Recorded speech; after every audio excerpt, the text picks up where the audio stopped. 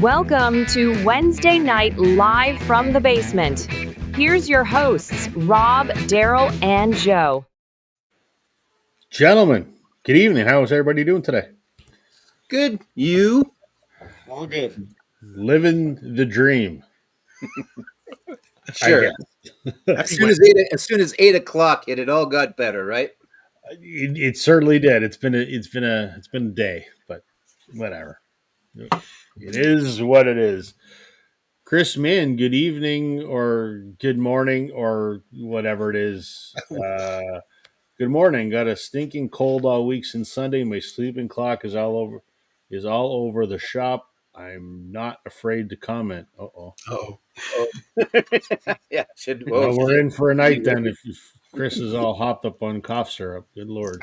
He must have caught something at the Stereophonics gig, maybe. He must have. Yeah. I was on his stream Richard. We were both on his stream on Sunday. Yeah. He was a little hoarse. Trevor, how you doing? Have you made it to Detroit? Because the last time I saw you were in midair today, on his way to eventually the final destination. Not like the movie Final Destination. Yeah. Looking out with that Hold on. everybody. Wait a second. Hold on. The end point of his journey being the party in Buffalo this weekend, the VC meetup. So, Right. which I'm not attending. I already talked to Mike about it. It's just I was supposed to be in Vegas. I'm not, thank goodness. But it's just been utter insanity, and I'm just completely burnt out. So I got a couple family things to do this weekend. So I figured my family might be, take a little more precedent than my record buddies, which is unfortunate, but it's just life is kind of crazy. So he's in the northern suburbs of Detroit right now. So there you go. Excellent. Isn't the northern suburbs of Detroit Windsor? Or no, not quite. Not quite. Not quite. Yeah. Oh, Chris was watching the Johnny Cash documentary. Recommended, absolutely bloody brilliant. Good, because I haven't watched it yet. So there, now you've recommended one for me, but little around the horn there. But yeah, I thought that one would be interesting to see the early stuff and her viewpoint. So that's kind of cool. So that's good. Yeah. For those that don't know what we're talking about, I recommended there's a new one about Johnny Cash's first wife, who is the mother of Roseanne and her three sisters. Obviously not June Carter, but and there's a documentary out on, I don't know, Prime, one of them, something like that. So, okay, hold on. I got to say something. Hold on. So we're getting a couple. We were originally planning it this week, but we're going to do it in a few weeks so Tim can join us as well as the four of us. Our Wankers episode. Rick Savage is a wanker. Yeah, we'll let Tim share that story when we do the episode, but that was disappointing. But more importantly, he got McCartney tickets. And Andrew, my buddy from Press to Play, he got McCartney tickets. I didn't get McCartney tickets. You tried what? Hamilton, right? I tried Hamilton. Yeah. Bearing in mind, this was the McCartney fan club pre-sale, so there's probably not a ton of seats. It used to be Cobb's Coliseum. It's now, I think they call it TD Coliseum. They've completely renovated it, and they're hundreds of millions of dollars to renovate the thing. 18,000 seats. And when I logged into the pre-sale at exactly 10 o'clock on the dot, I was 56,000th in line. Yeah. That's about where I was. So I didn't stand a hope in hell getting Denver. Yeah, he's playing Denver. He's playing Rockies Coors Field, and it's a weird setup. But I did have the pre-sale link, so I got on, waited about 45 minutes for those 60-some thousand people to F off, and the tickets were, even the ones that were like way up over there, were $400. That's too bad. It's weird though, because so he's doing some stadiums and some arenas by the sounds of it, but he must have a double show going because he couldn't play Hamilton. Well, he could if he wanted to in November, but I don't think you want to play Hamilton in November. But baseball stadium can work. Have you seen things at that field before? I've been at that field for a game, but I have not. I do like the layout they use for they put it back like way in the far outfield, and then there's seating kind of around the Diamond area, which is kind of like off limits, and Yeah, then most of the stadium. The problem is it's in October. You just don't know what the weather is like here in sure. October. So Yeah. we could have snow. I'm Yeah. like, Oh, I get that. Yeah. No, I 100% get that. That's the same thing here. The latest we had was Canadian Thanksgiving. We had the Stones back in 2006. And it was chilly because it was also raining on top of it. But it ugh. was the first time I saw them, so I didn't care so much. But still, yeah, you're taking a shot in Denver in October, much like if you were to try Hamilton in November. Yeah, they play the Grey Cup, the football outside, but that's Yeah, about it. So, yeah. Trevor's going to stop at Harvey's in Hamilton. If this is like bucket list stuff for you, man, there's better places to go than Harvey's. I had Harvey's last night, so yeah, hamburger chain for our American friends. yeah. Nothing wrong with it, but better choices. How about Daryl? Um, How's Daryl doing? how is Oh, Daryl doing? I'm doing all right. We were the coldest place in all of Ontario today, as usual. A high plus 2.5 degrees this morning when we got out of bed, and then it That's was not what 20 you want. degrees by lunchtime. You know, it's funny because if you were to look at a map where Daryl lives and you were to draw a line straight down, I'm literally directly south of you by many, many hours. Mhm. And we were 35 degrees. When I was driving home on the 401 tonight, my car said it was 35 degrees outside. Wow. We have had we have had a butt ton of forest fire smoke lately, though. Like Same here. I went to go get some stuff at a convenience store the other day, and I couldn't even see across the river. All that forest fire from northwestern Ontario is just brutal. Joe knows all about a weekend of forest fire smoke, don't you, Joe? Yeah, a little bit. Yeah, there was Tell a your horror story. well, it wasn't that bad actually. It's just I went to go to a football game on Friday night, and the smoke was at a level where the players are not allowed to play. That's in their union contract. If it's anything over a 7, they can't play. And it was at 12, Oof. and the wind was coming, and then the wind stopped. But everybody was there already, so we waited and we waited and we waited and we waited. And actually, like at 10 o'clock at night, they said, "Okay, we'll wait till 10:45 because they were still going to play the game." The away team was having a problem finding someplace to stay because there was a big country music festival on in Regina on the weekend, so there was no hotel rooms. So they really wanted to play this game. Anyway, at 10 o'clock, they said, "Okay, we'll wait till 10:45, and if it's good, we'll start."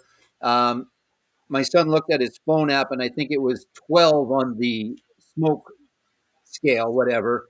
And then at 10:45, it had gone up to 14. So they just played it the next day, and That then we just still had sucks to that they pick make you them. sit there for like 4 or 5 hours.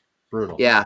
Yeah. It was more fun sitting there the night before in the smoke listening to music than the game was because my team sucked on Saturday. So, I would have taken the night before, I guess, because they played horribly. But anyway, yeah, so it was lots of fun, but it's been pretty clear.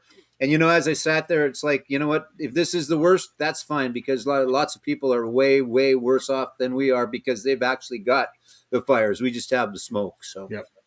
yeah. Yep. We had So it. It was here too. I went out yesterday evening to go somewhere. I just walked out of my garage, and you could just taste it. It's just Oh, god. yeah. yeah, Yeah. So I there's can a imagine. really distinct smell to it. The Yep. like I grew up in northwestern Ontario, and we used to be forest fire central every year. Actually, where these forest fires are that we're talking about, I mean, I grew up an hour south of there, and like as soon as I walk out the door, if there's a forest fire anywhere within 1,000 kilometers of this town, I can tell you. My wife can't smell anything. When she got hit with COVID, she hasn't been able to smell a lot of different things that she used to in the past, Yeah. but I can smell it instantaneous. Yeah. Um, to answer Chris's response there, don't worry about it. Respond whenever you're better there, Chris. But I know you'll enjoy the greatest hits album, the video that I did. And speaking of concerts and performances, you guys were talking about stuff. I'm going to be missing. Well, I've never gone to it. There's a thing that's done up here in Moose Factory. It's called the Gathering of Our People, or it's called Goop, is what they call it. And Tom Cochran has played at it in the past. Los Lobos played at it last year.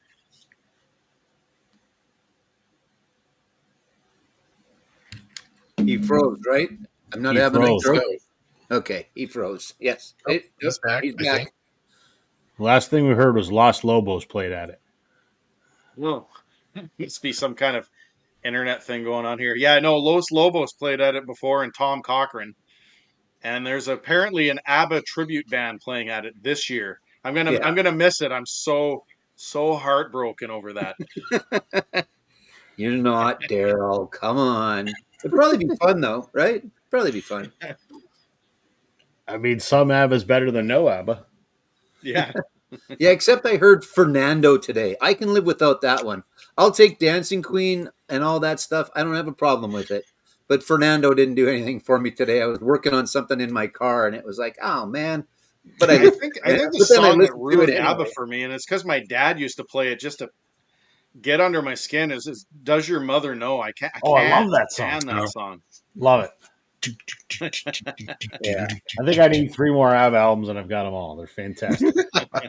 They are. I again, I have no problem. Other than, like I said, I wasn't a big fan of Fernando. So, oh well. Fernando Alonso, I like. That's a different. Me too. Story. That's a Me different too. story. Yeah. Me too. Do you want me to So get you my said- Fernando Alonso hat from upstairs?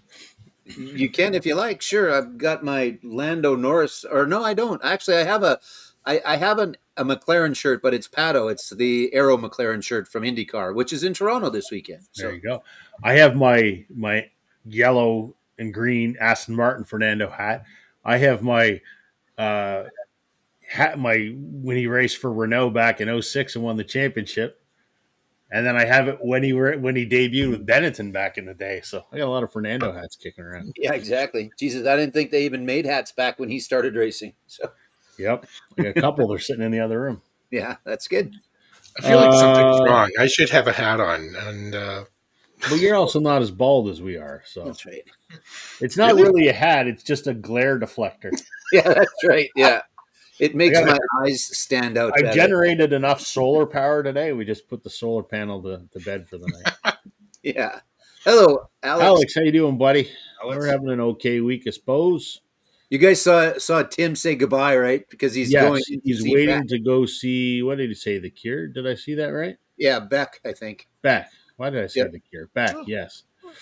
I wonder what the chances are that Tim actually gets McCartney to autograph a record of his. He already has. Oh, that's right, he did. Yeah.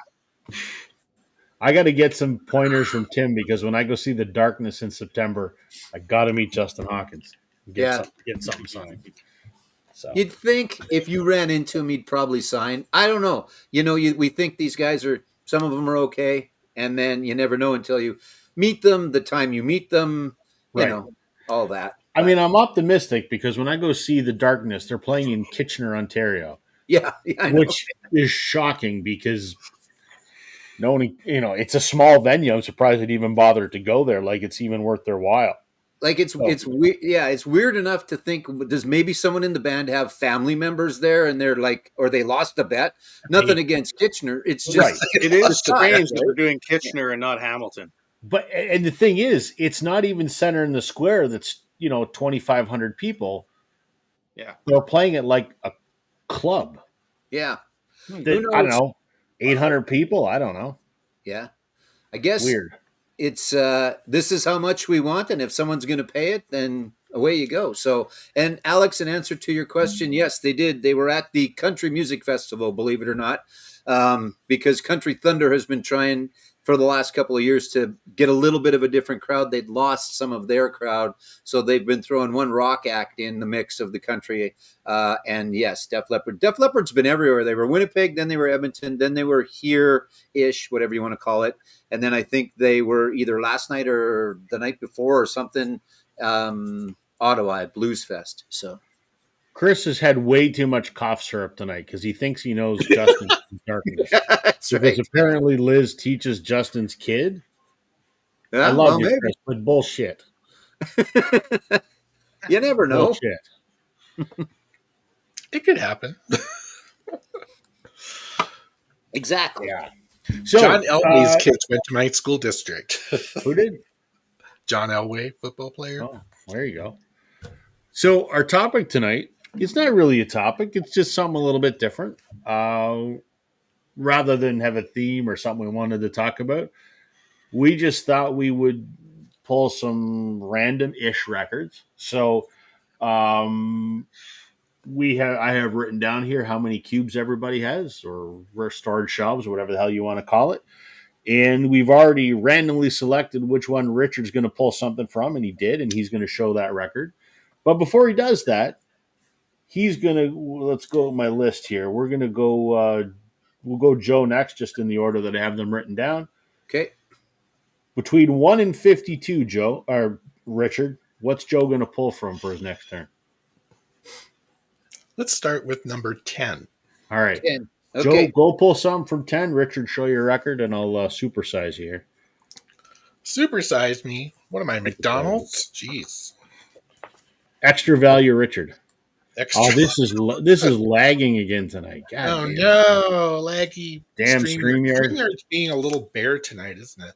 It is. I thought I would show my Deep Bowie reality record, which is Cool. a cool cover art. I know people are like, oh, this cover art's really lame. I actually think it's kind of cool. And, we got cool Gatefold. gatefold. It's a double freaking gatefold. Oh yeah, there you go. Whoa! IMAX. This is pretty cool. Yeah, that's right. I like this. But anyway, and back cover. Let's cover all the bases. Why not? This is the one and only tour I ever saw David Bowie on. And before I do that, let me show this really cool. My record cover is too damn big. I can't get it. I hate poly sleeves. They suck. Look at that. Ooh, Very nice. like marmalade Honey. marble Maybe. vinyl. Yeah. Very cool. Is it his best album? No. Was the tour good? Yes. Here's the reason why. It was at the Fillmore in Denver, which is a smallish venue, 2,000-3,000 maybe if they stuff it really full, which they did. How I got tickets, I have no idea. I don't know if it was fast fingers on the internet or what happened. But yeah, I got to see David Bowie. It was mostly a greatest hits show for the most part. And it was also at a time that I was not terribly into Bowie. I would say, as time went on, after that, I started buying more Bowie stuff. Then he passed, and I became not quite a completist, but darn close. My appreciation for his, his morph over time has greatly increased. So yeah, reality, the album. And it's a good one. I mean, I like of his later stuff. I like Heathen a lot. I like Earthling a lot. The Next Day, I like that one a lot. And so it was like as I picked up the later albums, I was surprised how much I liked them because I had not really heard too much about them. And then he was gone. So I think that's in the new box set that's coming in the next little while because it's yes. the last box set, and I think that's in it.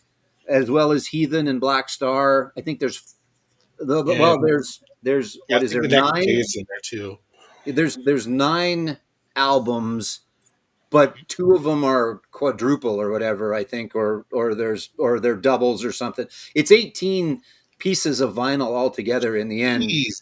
2 complete different lives. There's some are just EPs, but yeah, it looks like I'm not sure, but I read somewhere today it's the 3rd box set to finish out everything. So if you really wanted to go back and get Dave's stuff, you could get 3 box sets now, and there'd be all the extra stuff as well as all the albums. So yeah, you have it all for the incredibly low price of what? 500, 600, 900, whatever. The new one, well, it was $459 US. So for 9 cheaper than the albums, monobox. Yeah, for nine albums, that's not bad, I guess. No, that's Right? not I mean, terrible. if you don't have any of them, why not? I guess. Right? Yeah, if you're Exactly. gonna go all in, I guess if you were to price out each individual one, I guess if you're gonna Yeah. go all in. Yeah. Exactly. So good choice, and I like that cover. I think that cover is fantastic. That's great. Yeah, I actually think it's rather very artsy and quite cool. Yeah, just like him. Right? Pretty Very much. much. Pretty artsy and pretty cool. Yeah. So Mhm. you're probably Okay. wondering why I didn't go get anything, right? Or Right. no? Because Right. it's right there. So I'm just going to do it while I sit here. Fair enough. And happens to be right there. So So before you go, pick a number for Daryl between 1 and 21. 27. Oh, 2021. 17. Okay. Okay. You got And your then mission, Daryl. I'm just going to do this. I'm going to do this live because this is 10 down here. I'm not going to look. It's going to be whack-a-mole live. We never mentioned, or maybe we did. We're doing this Wyoming Dave style. He should be watching tonight. I still remember that. I don't know why. I just have that in my head when he was doing his one from not this year, last year. His what the hell is that called? At the beginning of the year? Oh, Final tag. the vinyl tag. The vinyl tag. Yeah. He would read the question and then he would go and Oh find wow. something quick enough. Like that's the thing. He knew his Yeah. stuff. And then he'd come back and he'd show it. And then you read the next question. And then he'd go. Anyway. All right. So let's just do something blind here. All right. This, Christopher. This is The Getaway. I like Christopher. There's a whole bunch of them in there. Probably best known, maybe not as a single per se, for the one where he's playing cards. The devil and God are playing cards. Lady in Red, but Ship to Shore. I really like a lot of his stuff actually. Singer songwriter, but poppy singer songwriter. I'm not sure. Don't Pay the Ferryman is on here. It's pretty good. I think that's about it for no Ship to So Ship to Shore and Don't Pay the Ferryman. So pretty good one. I think if you, Chris Mann, if you picked up his greatest hits, if you don't have it already, you'd be pretty pleased with it. Actually, the only song that I'm not a big fan of is "The Lady in Red." I don't ever need to hear that one ever again. I'm full up on that one, but yeah. So there you go. Just there you go. Bin 10, and away we go. So Daryl, did you go? I never saw you go. Yeah, I've got one. You're good. All right, you are up then, sir. All right. Before you go, between 1 and 18 for me. Oh yeah. We'll go with the lucky number 13. Okay. All right, so all of my records are alphabetized except for the last three bins, which if you want me to pull some random stuff because they're not organized, the last three would be the way to go there. So in the past, Richard, I know you love songs from the big chair, like Tears for Yes, Fears, I do. but rarely do we talk about The Hurting. And Great this is a album. fantastic album. Mad World. I heard a cover of Mad World actually um, on The Voice. I think it was The Voice China. And it was such a haunting like that song on its own by Tears for Fears is haunting enough, but when you hear other people doing it and knowing that it's hit places like China and other parts of Asia and stuff like that, I mean that's just fantastic. But Pale Shelter, Mad World, there's one other one on here I thought.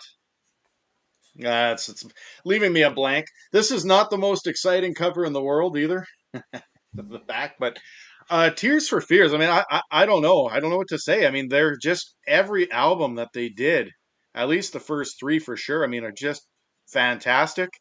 Um, I think most people, if you're going to ask them, what their favorite song by Tears for Fears, it's going to be Shout or it's going to be Everybody Wants to Rule the World. I mean, those are the airplay tunes. But if we want to go for some deep cuts, The Hurting, in my opinion, is a fantastic deep cut album.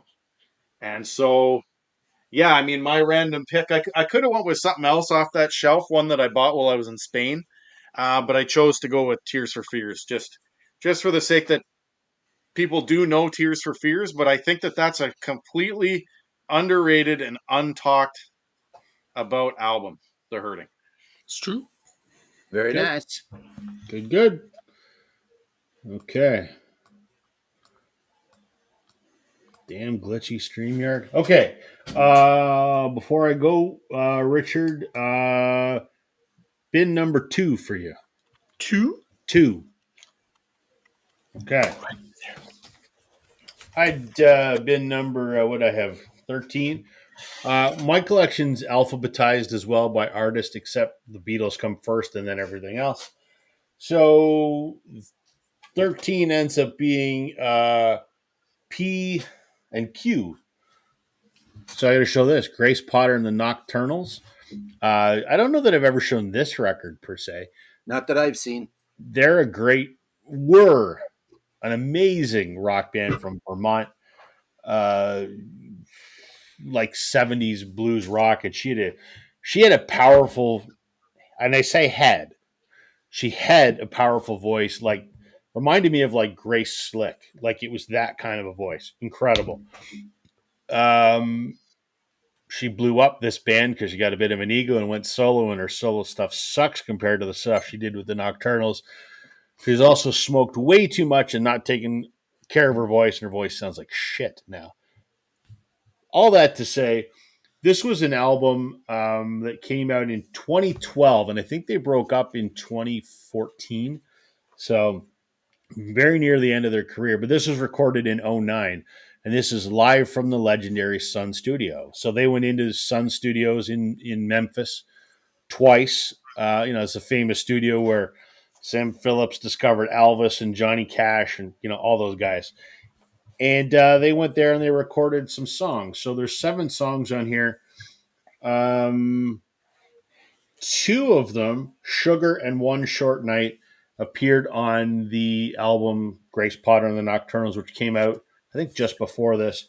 The other songs, I think and they're all originals by Grace, but I think this is the only place that they appear. They're not on any of the other albums. So it's got a really sort of raw, live off the floor. Like I've said before, they're like a 70s kind of blues rock kind of thing. So this is just right up that alley and just a great off the floor recording. So recorded in 08 and 09, I should say, and released in 2012. This was a record store day release. The only time it was put out, you could get it on CD as well. So Grace Potter and the Nocturnals live from Sun Studios. Very cool.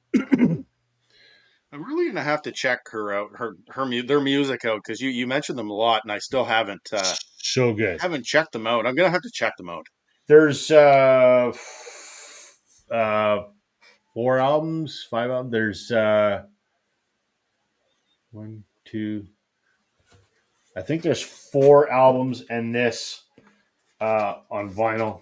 Well, not all of them are on vinyl, I should say. And then they broke up, and she's got about 3 or 4 solo records. She put out a solo record just like a month or 2 ago that's actually really good because it was recorded at the same time that this recorded, and then it was shelved. And so it sounds great because it's her voice from back in the day, but her solo stuff, not so good. But the best one to find is her self-titled Grace Potter and the Nocturnals. If you want to start with, that's where to start, I think. So Cool. you want me to share your screen there, Joe? You got something on the... Not yet. You can share it when it's my turn to pick a number. Okay. Yeah. All right. Richard, what you got for us? First, I got to pick a number for Joe, right? Oh, yes. Thank you. Between 1 and 52. Let's do 30. Okay. 30. I'm off. So, bin 2 was literally right there. So I was looking through there, and a lot of it were bands that start with C. Nobody wants to see the Captain Tennille, so I was like, yeah, I'm not showing that. I've showed stuff like The Cult. We don't talk about Julian Cope very often, hardly at all. Julian Cope was kind of like a founding member or the founding member of the Teardrop Explodes way back, early 80s, I think. I heard about Julian Cope when the song World Shut Your Mouth came out. It's a video on MTV. And tried to hunt down that album, and it turns out it was on this one. I don't know if this is like stateside or if this is a UK. Came out in '87. I don't know. Anyway, World Shut Your Mouth came out, and I think I picked up a 12-inch that I still have. And I didn't get this record until much later, and it has World Shut Your Mouth on it too. Another song that was big with him was Trampoline, if I remember right. But yeah, the album's called St. Julian. He's an interesting character. He's got kind of a strange ego. A lot of his albums are very, very different. So some of his early stuff to some of his later stuff, it's just kind of like, what drugs are you using, man? If he did, I don't know. But he's kind of an odd duck. So Julian Cope, this was probably better starting point of any, just for that World Shut Your Mouth song and Trampoline, because those were his bigger songs. But his album Peggy Suicide is wonderful. It's really huge. Fried is a good album. I don't even know if he's still active. I'm assuming he is, but I haven't heard anything new from him in years and years and years. So Julian Cope. Cool. Very nice. Awesome. Very good. Brian, how you doing all the way from Tokyo? Welcome. Thanks for tuning in, man.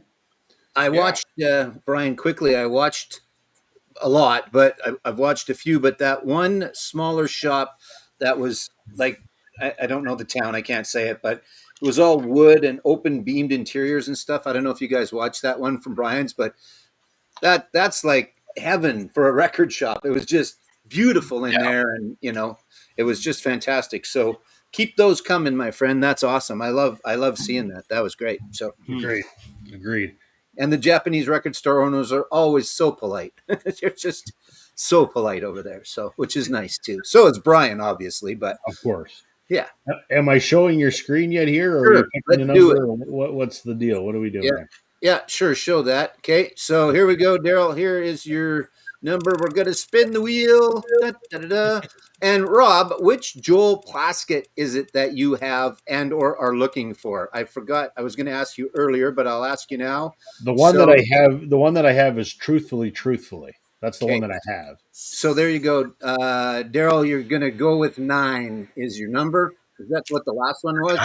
Number 9. 9. Okay. Number 9? Yeah. Number 9. The reason I ask is because there is down at the Khyber. Someone's got it for sale here in town. I noticed it today. It's That's a good $70. one. I'm not sure. Yeah. I'm going to pass on that, but Yeah. it's a good one. So- But yeah. That's a good one. Yeah. Speaking of someone having something for sale, I'm going to get on my soapbox and rant for just a minute. So Go for it. I was looking on Facebook Marketplace, as I often do for records, and there was a guy locally, Hamilton, not too far, that had Springsteen's Human Touch, which I've been looking for forever. Yeah. And he also had Wrecking Ball. And he had Human Touch was, I think, $20 was what he had it listed for, and Wrecking Ball was 30, right? Yeah. And he had other stuff too, like he had a big long list. So I messaged him and said, "Are these available? I'm looking for this one and this one." And he sends me a picture of both of them with a little price tag on it, and the price is double what's in his listing. And I'm like, "Hey, dude, you've got this listed for this and this." And I sent him a screenshot of his ad. He goes, "Oh yeah, sorry about that. I've got it listed multiple places." I'm like, "So what's the price? Is it the higher one or the lower one?" He goes, "The higher one." And before I could even say anything to him, he closes the conversation so I can't say anything and then deletes the listing. I'm like, what an asshole. Yeah. Yeah. Jeez. It's That's just crazy. it's just ridiculous. I mean, I spend a lot of time on looking for that stuff because that's where we find stuff, right? Right.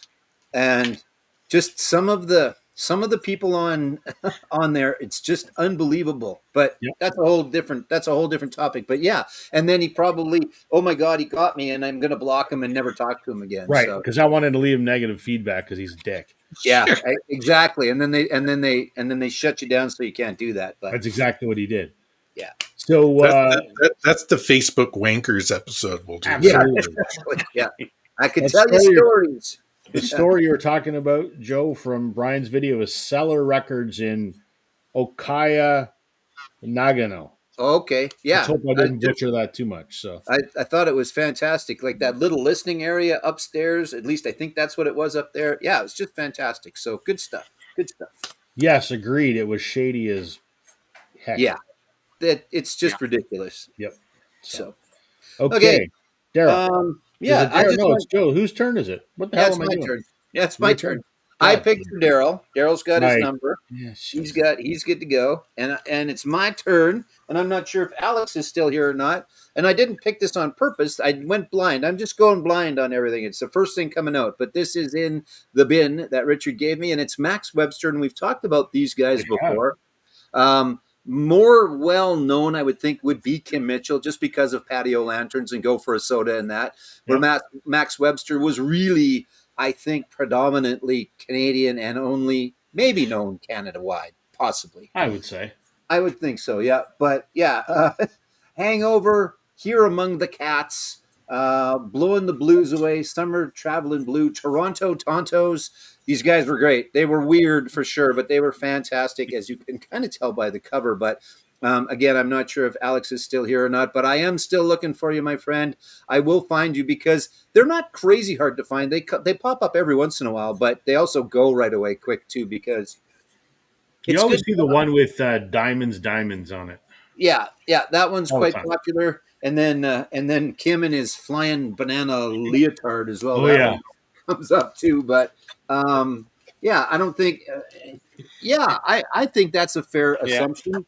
yeah, Zappa maybe a little further out there, but I would say that's a great way to describe it, Record Down. That's very good. So Max yeah. Webster, good old Canadian band. I don't know if any of the other guys went on to do other stuff, formed other bands, but most notably from here, Kim Mitchell of Patio Lanterns and Go for a Soda fame, and All We Are, and all the other great stuff. I watched an old, I think, 1987 Kim Mitchell. Remember, we were talking about the Key to Bala a while ago. I Yep. watched an old recorded one, and he did Max Webster, and it was, I think, just after the first album, so it was kind of first album stuff and Max Webster stuff, and it was fantastic. This place is just packed. It would just be insane. My wife would hate it there. You'd probably hate it there too, Rob. I'm Oh not. yeah, I'm not a crowd guy.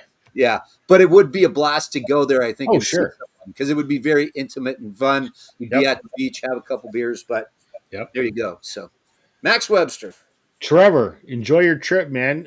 Sorry I can't meet up with you. It's not going to happen, unfortunately. But enjoy our Harveys tomorrow in Hamilton. If I didn't have meetings all morning, I would have at least met you for lunch. But my schedule is jam packed. So. Record on saying he loves that first LP. He got the indie copy on the Taurus label. That's cool. Yeah, it's just great. It's good stuff. And I, Uh, and I can't because I'm on the road and already so for is holidays. So am so I. is Yeah. Daryl. Yeah. Thanks for asking me, jackass. I think you're just a given, man. I think you're a given, maybe. Listen, I will don't be take things available, for Chris, granted. anytime after August the 11th, but I'll be on vacation for 3 weeks. Okay. Daryl's turn now, right? Am I keeping this on track the right way? Daryl's Yeah. turn, and he's got to pick you a number. All right, Daryl, pick me a Okay, number. Rob, I'm going to pick number 7 for you. 7. Okay. All right, so here we go. I know. Sorry, I'm just laughing at Chris there. Yeah, I know. I watch Um, what he says. so normally I don't show any soundtracks on here. We've never done a soundtrack episode, but we've talked about this. I mean, my go-to decade has always been the 80s. It's my favorite genre of music and stuff like that. And there's no doubt that there are multiple series of movies that have at least trilogies for sure. You know, your Back to the Futures and stuff like that. I don't have Back to the Future. However, I do have a soundtrack in which part 2 was probably more popular than parts 1 and 3 because of the song that came from it involving a member of Chicago. I can't put That this is together. Karate Kid Part 2. And The Glory of Love is on here. And I was looking, I don't mind that song. And of course the they've got the instrumental love theme and all that from the Karate Kid. I mean, who doesn't like Karate Kid? found not too many people that don't like Karate Kid. I'm sure that there are some that don't, but I mean the whole wax on, wax off, the whole grandfather thing, and all that kind of stuff. It's pretty cool, and of course you got the big battle scene, not the battle scene, but the big final scene that's on there and whatnot. But it's funny how a lot of movies from the 1980s.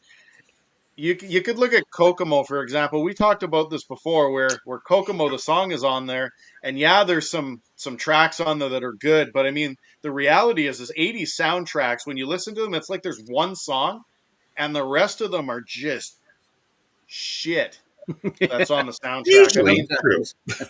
Yeah. I mean this one here has got a song called Fish for Life by Man Crab. It's just I don't know. I mean Southside Johnny's on here and he plays on Adventures in Babysitting. Yeah. That's pretty cool. But yeah, usually these soundtracks from the '80s, there's one song. I mean, I don't know where I got this, They but probably stole it I from a wouldn't radio say that station. I wouldn't say this is the greatest soundtrack in the world. It's probably got one of the most famous theme songs from a movie that you'll ever hear, and probably because I'm a big Peter Cetera era Chicago fan. It's probably why I like this particular track and all that kind of stuff. But yeah, no, this was kind of a random pick. What was that? Bin 9, I think you said, Joe. That was 9. Yep. That's a mishmash of different letters that I have in there, J, K, and L, I think it is. So yeah, I don't think Ralph Macchio is doing anything these days from the movie. I haven't even heard his name in forever, and I think Isn't he in Pat Morita, I think, is deceased now. I think, Yeah. Ralph yeah. So Macchio is in? Isn't he in the Cobra Kai TV show? Yeah. Yeah. They maybe. just He's finished. also they're making a new Karate Kid with him and Jackie Chan. Yep. They are. But We'll yeah, have to see how that goes. he was in Cobra Kai. Him and Johnny. Him and Johnny. They were friends, then they weren't, then they were friends, then they weren't. So it was very sappy, but it was very nostalgic to watch, actually. I didn't mind it. It was pretty decent. So Now, would we classify that whole "Glory of Love" as like a power ballad, or is that just a straight up slow makeout song that you would listen to in high school? I think power ballad, you got to be a hair metal band for it to be a power ballad. Other than that, Power it's just a ballad, yeah. ballad. Yes. If I was king of the way that we decide ballads and power ballads, that's what I would do anyway. So yeah. I agree. Crossroads is a much better soundtrack. I've got that over here. It's fantastic. Yes. Yeah. Mr. Miyagi. Record Hound says he did a VC meetup in Toronto on Monday. Is that the one with Brian and David Atkinson? Because I was supposed to be there, but then work got in the way. Damn it! Things went south yet again. I had an open afternoon, and then I had an afternoon full of meetings. So there you have it. I watched that. It was really good. It was Yeah. just walking through Toronto. It's just like, oh my God, now I want to go to Toronto. No, you don't. No, you don't. No, you don't. I've never been through that. I've never Denver. been through that distillery district. I want to go to the distillery district because Smells like it looks gold. cool with those brick buildings. But yeah, my brother lives in Toronto, and well, not at the moment, but my brother lives in downtown Toronto, and I agree with you, Rob. It's a pain in the ass. Yep, it is. It is absolutely. I wanted to go to the meetup, but whatever. Okay, my turn now, right? Yep. Hey, Okay, so if I can get StreamYard to toggle the damn pictures here, let's try that. There we go. hey, what's my number? Richard, let's do number 29. Okay. So I had been number 7, I think Daryl said, which is the letter C. So I don't think I've ever shown this. This is the Devin Cuddy Band. Might ring a somewhat familiar bell to Canadians. Devin's father is Jim Cuddy from a certain band that apparently I talk too much about. So I won't mention them. But Devin's a musician in his own right. And this, I think, is his 3rd album. Devin's a piano player, and a very good one. This is not like his father's music. This is it's got a little more of piano bar kind of feel to it, if that makes any sense. It's still, you can hear his dad's singer songwriter influence, but it's piano based. But he has a full band behind him, like a guitar player, bass player, drum, whatever. But it's just kind of a little more loungy, maybe, I guess is the way to put it. Um, Very good, very entertaining. I like it. I've seen him many times. I've met him a few times. Obviously, he signed this the last time that I met him. Yeah, so there you go. The Devin Cuddy Band. This is called Dear Jane. Who are the flowers for, do you think? Is there a story there that you're aware of? I'm not aware of the story. He did tell a story, I think, about Jane, so maybe that's who they're for. I think. I Maybe. don't know. Yeah. Yeah, maybe we'll go with that. What the Yeah, heck? Yeah, yeah, sounds good to me. I like it. So, Chris, man, have a good night, sir. Hope you're feeling Good better. night, Chris. And it's Apologies again. I What really did you do want to be on. I'm just going to be driving, and that doesn't work. I could probably pull it off if I had the phone up on the window, but you don't want that. no. No. Okay, Richard, let her rip. Oh, you got to pick a number for Joe between 1 and 52. 51? 51. All right. Cool. 51. Okay. All right. Have fun.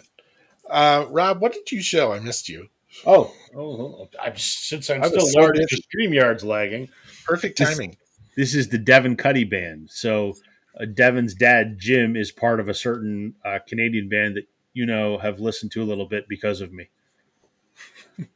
But I won't Got mention them because apparently I talk about them too much.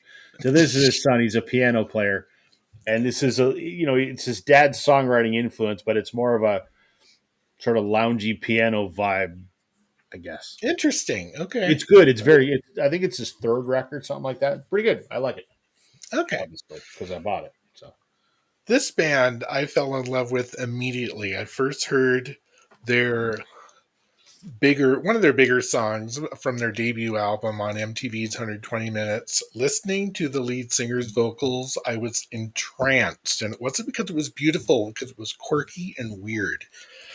And I'm talking about the Sugar Cubes. We don't talk about the Sugar Cubes much on here, especially not this album. This is their last album that not too recently, maybe a year ago, got a reissue. Stick around for joy. Now, I got lucky and saw the Sugar Cubes open for U2 on the Zoo TV tour. Yeah, Wow. Go figure. I was like, that's strange. It was Sugar Cubes, Public Enemy. Really? Wow. Yeah. Really? that doesn't make sense. Then a long intermission while they de-stripped that stage, and then U2 came on and just took over the whole place. Anyway, Sugar Cubes.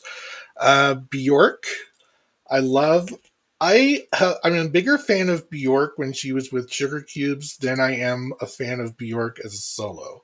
I've seen her solo at Red Rocks of all places, and it was okay.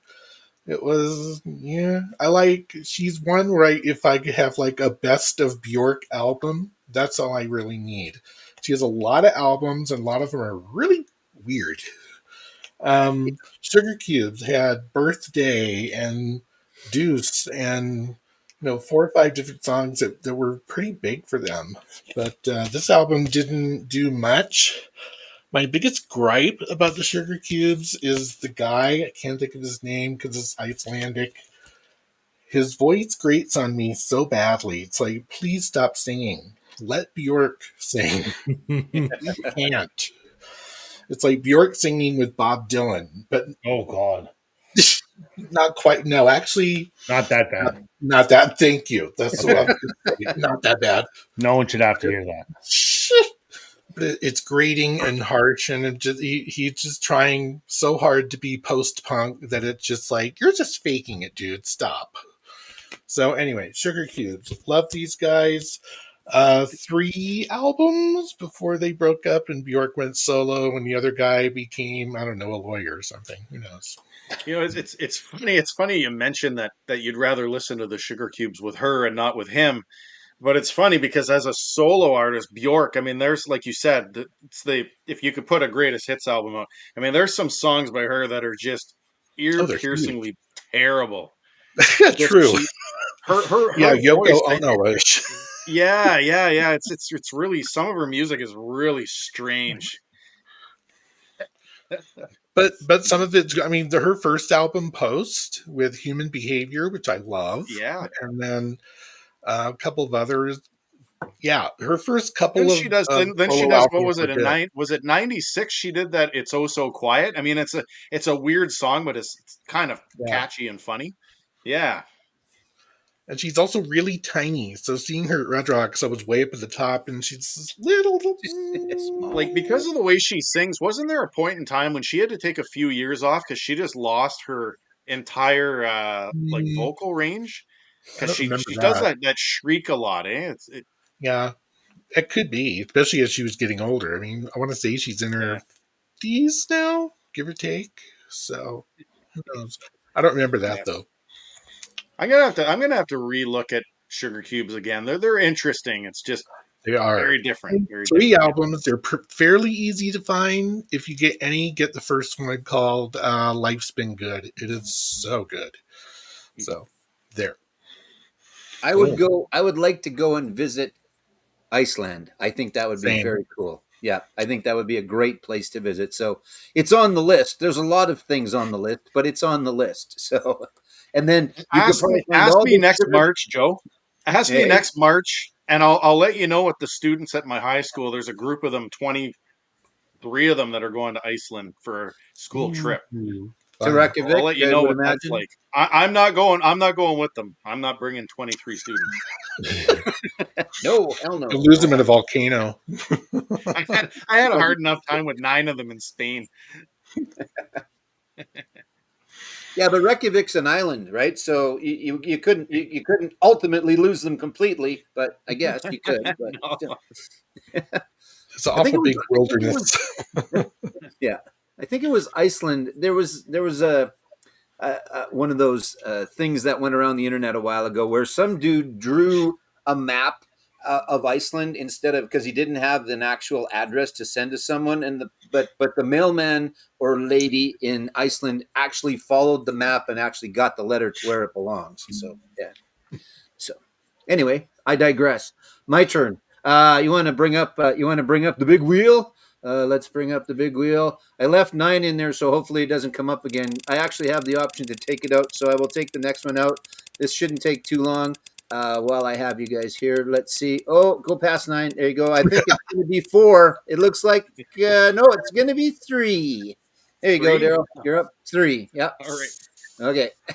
Keep 3. No, remove 3. All right. There we go. Okay, now it's my turn. My bin is my soundtrack bin, and the blind pull was just "Oh Brother, Where Art Thou." Great, great album. I like this one. I like the Coen Brothers. I like all of their movies, Fargo, all of that stuff. Clooney was fantastic in this. Everybody was fantastic in this. John Goodman, kind of a standard, a staple throughout the Coen Brothers movies. But um, the Soggy Bottom Boys, right, was the actual band.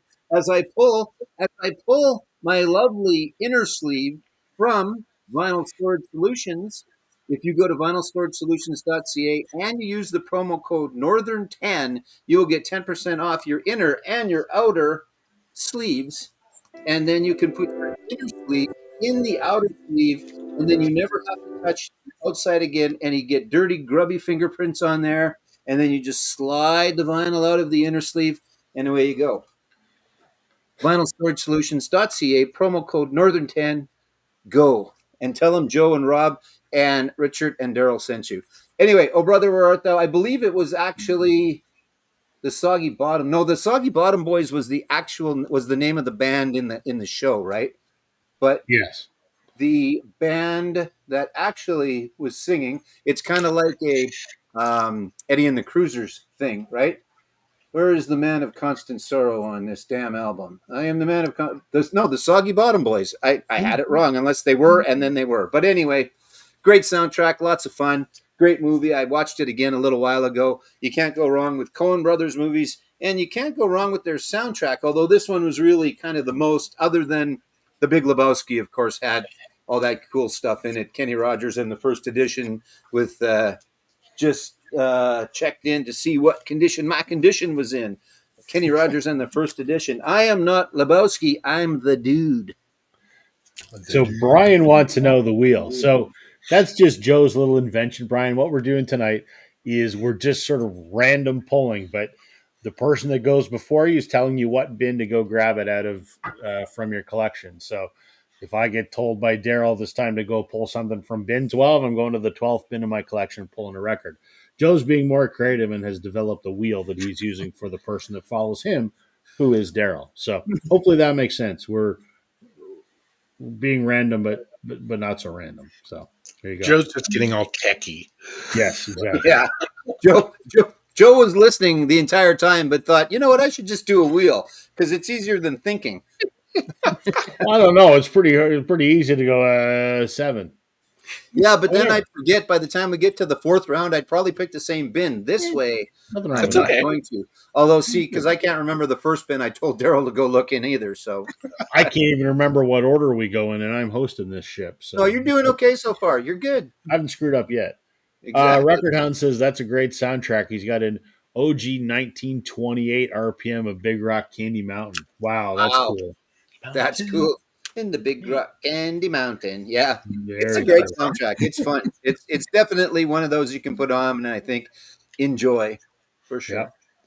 Okay, Daryl, give me a number between 1 and 18. 16. Okay. All right.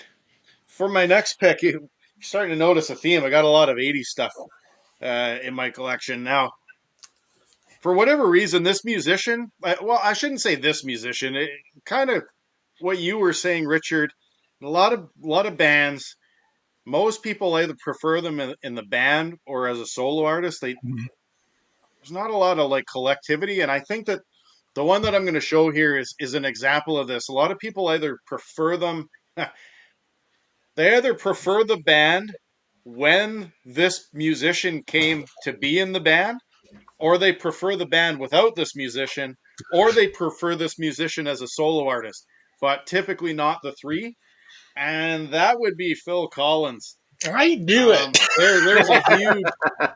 There's a huge discrepancy on the Phil Collins wheel here. I mean, if you're a Genesis fan, you either like them with or without them.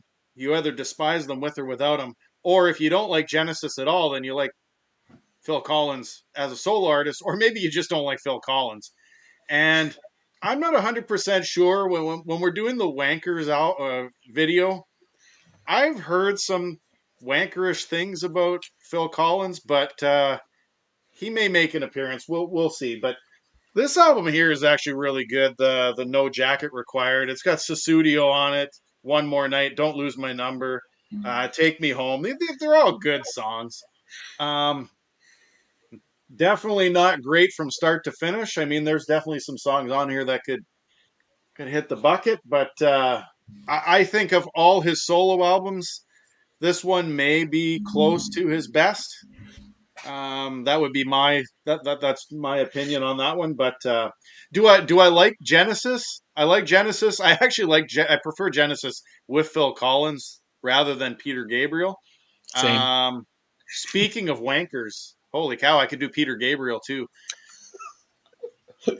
Anyway, that's a few weeks away. We'll leave it at that. But yeah, no, I grabbed Phil Collins. I could have grabbed the what is it called, the No Faces or whatever it is. I have that one too. But yeah, no, there we go. Phil Collins and a terribly boring back cover to it. I like when he did the reissues, though. He retook the pictures, did he not? I think there were some reissues from a couple of years ago, or they were he did or they were remastered, and it was him now or then instead of then. So I'm kind of curious if modern day generation would be able to read some of the tracks on this, because it's kind of a hybrid cover of cursive and regular penmanship. Yeah.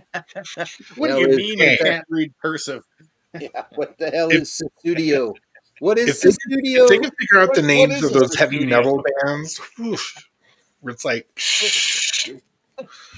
chat pile. Where it's like, is it what? What is this band? Those are They can figure that out. The area I'm sitting in is not conducive for me to put the records back in the sleeves.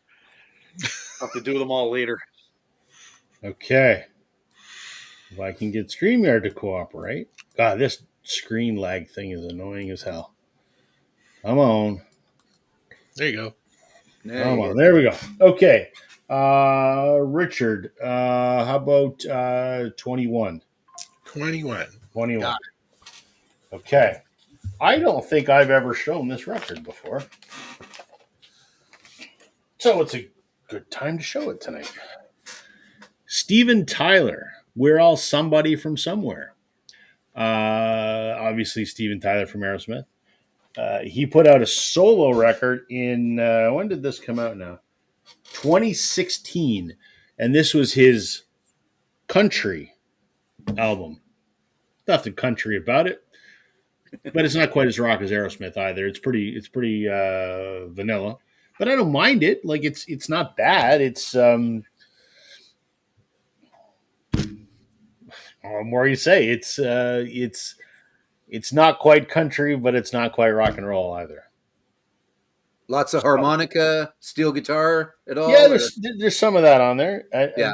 as we always say, if it's a gatefold, you got to show it. So There you go. Hey, There you speaking go. of a harmonica a harmonica and a cigar box guitar. and a cigar box. Yeah, I saw that. Yeah. So it's kind of rootsy. It's good. Ironically, there's one song in here I don't like, and he does a cover of Janie's Got a Gun. No, didn't do it. Didn't do it Which- justice. No, it's shit. Yeah. He's trying to be like all folky with it, and it does not work one bit. He actually does a nice cover of "Piece of My Heart," the Janis Joplin song. But everything else in here is originals, and I like it. It's not country, it's not rock and roll, but I love Aerosmith. So when this came out, I grabbed it. We're All Somebody from Somewhere by Steven Tyler. Plus, you don't need to mess with Janie's Got a Gun because it's pretty damn good all by itself. I like True. that song. I've Did I always ever- liked that song. Did I ever tell you my Janie's Got a Gun story? I don't know if you did. Oh boy, Are you gonna though? I will. It's going to make me very sad. I didn't know this might come as a surprise to people, but I like guitars. I don't know if you knew that about me or not. Sure. Yeah. And at the same, so this guitar right here, the blonde one, is a 1978 Telecaster. It's as old as I am. And I was looking at buying that one, and at the same time, I was looking at buying a black and white 1983 Telecaster that was owned by Brad Whitford because he'd auctioned off several of his guitars years before for charity. And it came with all the documentation and all the paperwork and the serial numbers match. It was totally legit. And it's the guitar that he used to record the rhythm track for Janie's Got a Gun. Ooh. And I could have bought that. And I could have bought the 1978 Butterscotch Blonde Telly. I'm not saying I made the wrong decision because that is my No. favorite guitar. And that's the one I play the most. And I love it. However, there's only one guitar that was used to record the rhythm track for Janie's Got a Gun, and I didn't buy it, and that one cost less than the one that I bought. So to say that I kick myself fairly regularly is probably a pretty fair assessment. My wife and I were at the Rock and Roll Hall of Fame. We were looking at the Aerosmith exhibit, and they had, some of the guitars there and that. And I think my wife's looking at another display, and all of a sudden I hear a voice right about here going, I know someone that could have bought one of their guitars, but didn't because he's an idiot. Thanks, dear. Atta girl. Wow. Very nice. Yeah, so I should have bought it, and I didn't. But I know a guy. yeah. Nice. What's record on saying? Janie's Got a Gun needs a good slide guitar. Absolutely, for a country feel, that would work. Yeah. I just think Steven's version of it is not great. So Now that Steven Tyler album that you just showed, Yeah. would you say that he does that raspy screaming stuff, or is it more toned down? more toned down. Yeah. More toned down. Yeah. It's I mean there might be a little bit, but it's not the Steven Tyler from Aerosmith. Mhm. But it is. But without all of the over the top stuff. Does that make sense? Yeah. Sure. Yeah. Yeah. Yeah. I enjoy it. It's a good record. I haven't listened to it in a while, but I enjoyed it. I just remember distinctly that the Janie's Got a Gun.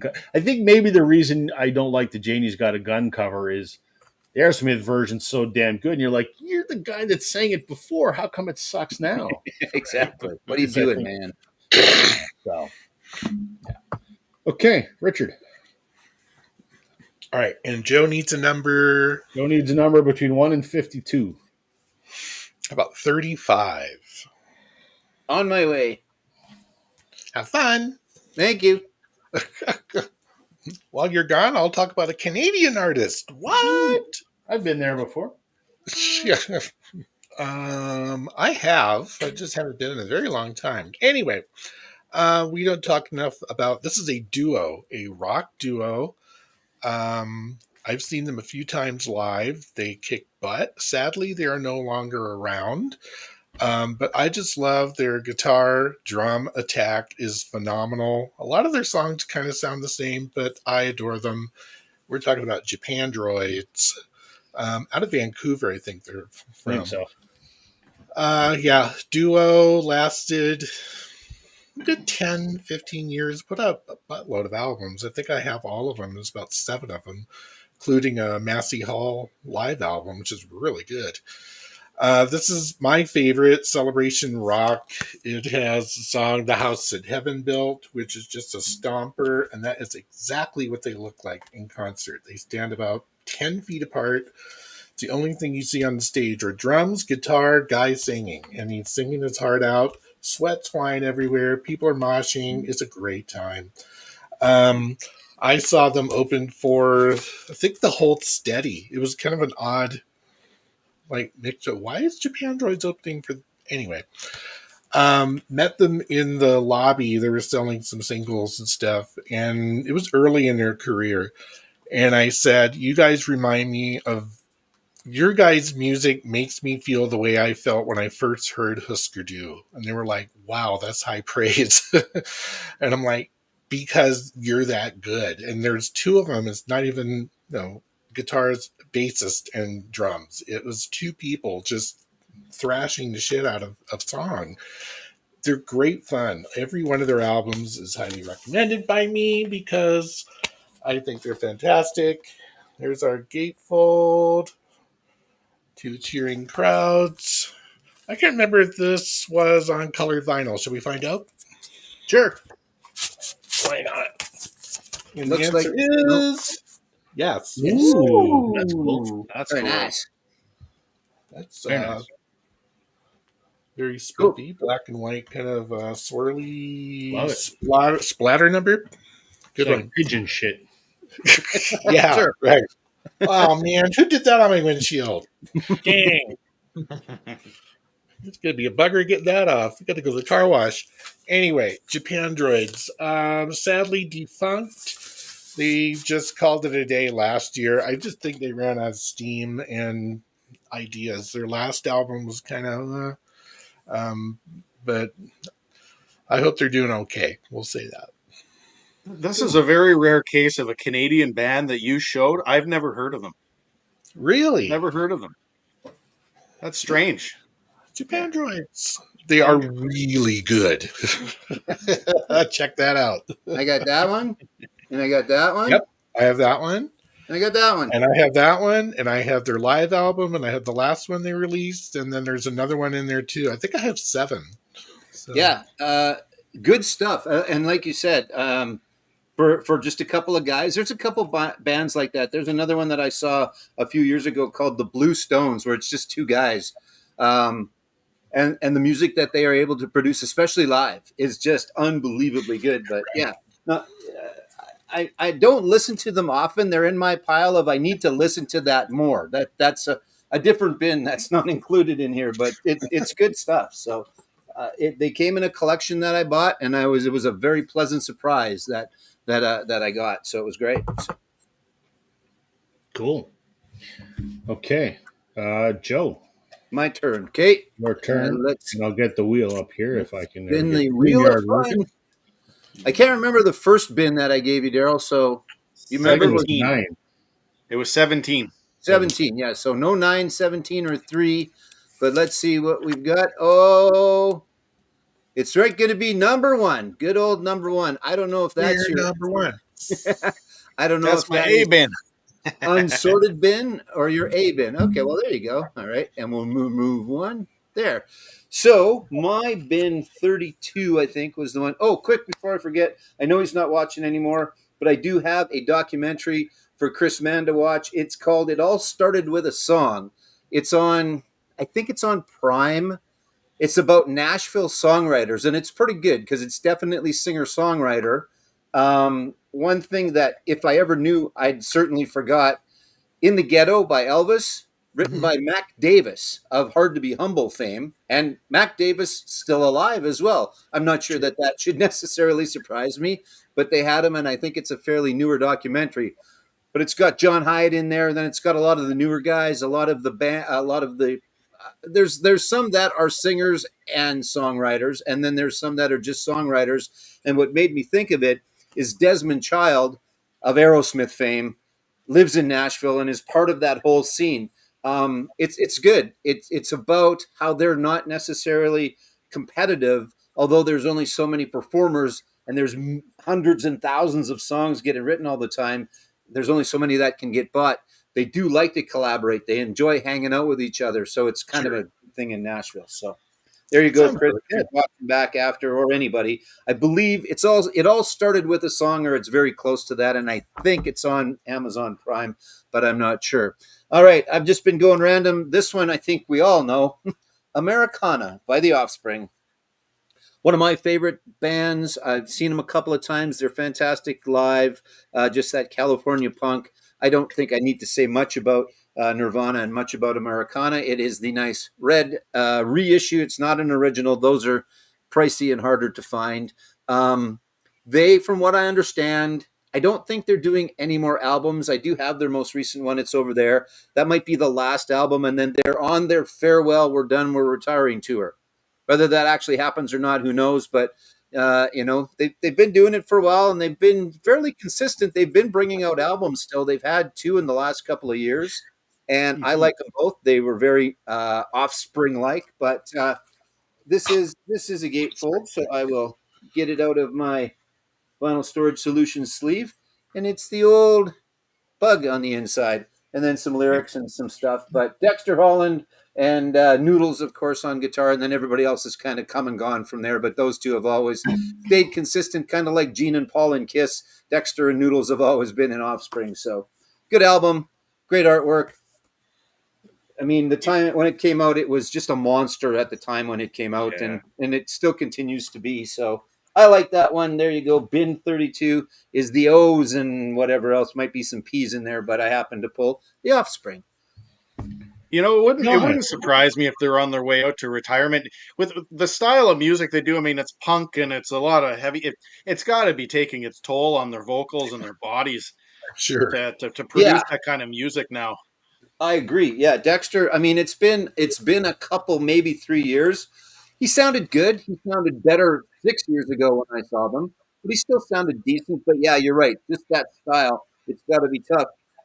When I saw them, one of the times, I think the last time it was with some 41 who just did the same thing.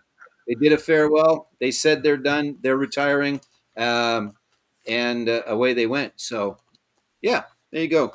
And I picked your number, didn't I? Yeah, I did. Yeah. Yeah. Oh yeah, the Wheel of Fortune. Yes.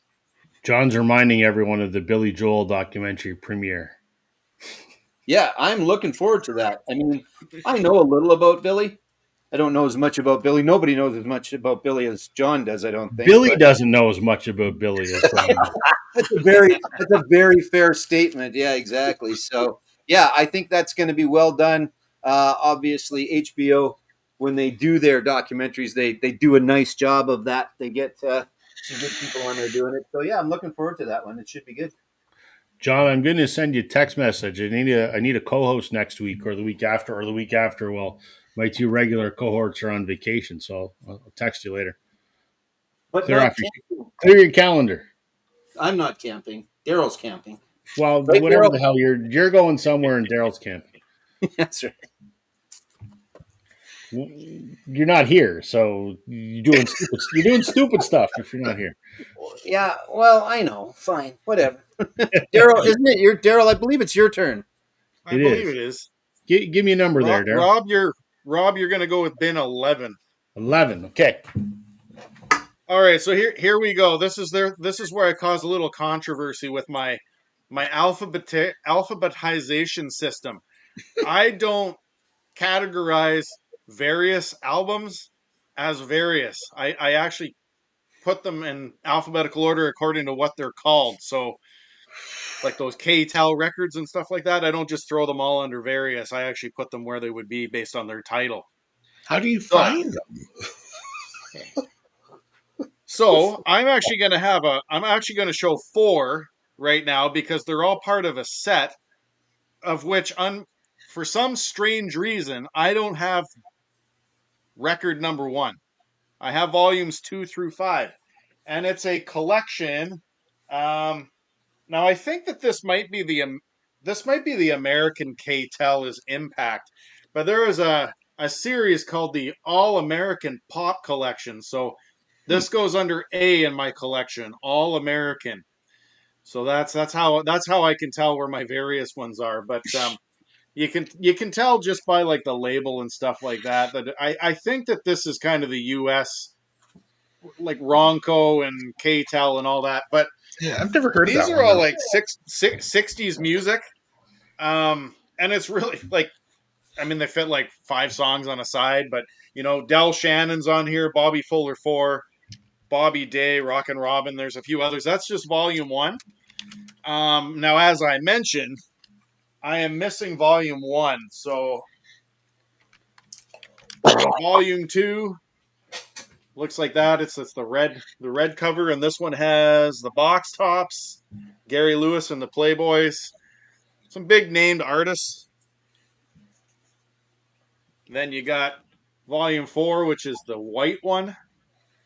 So they kind of did I mean, they're all the same looking covers, but just the different colors, I guess. Joey D and the Starlighters with Peppermint Twist. Hey, why not? Ray Peterson would Tell Laura I Love Her, one of the most depressing songs about somebody dying in a car accident ever. No, Last Kiss is the world's depressing song ever. J. Well, Frank Wilson. speaking of Or Last Coldplay. Kiss, this is the J. Frank Wilson one. Yeah, that's the worst song That's on ever. volume 5. That's the What's worst. that? That's the worst. And then Jimmy Gilmer and Sugar Shack. So yeah, I thought, I know that most people put these types of albums under V for various, but for me, I find it easier to find them when I put them in my alphabetization based on the title of the various albums. So like I said, though, I got to find volume 1. I don't know where volume 1 is. I know not everybody's into these K-Tel things, but hey, 5 albums of 60s, pretty much one-hit wonders in a lot of those cases. So that's all you need anyway. And I think I've those are never the full seen. versions on that.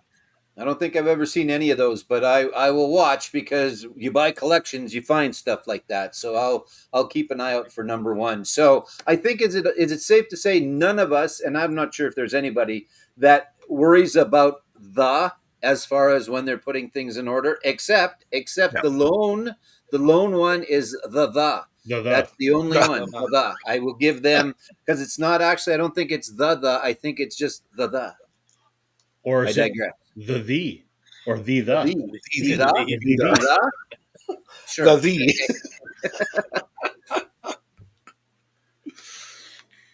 Okay. Nice.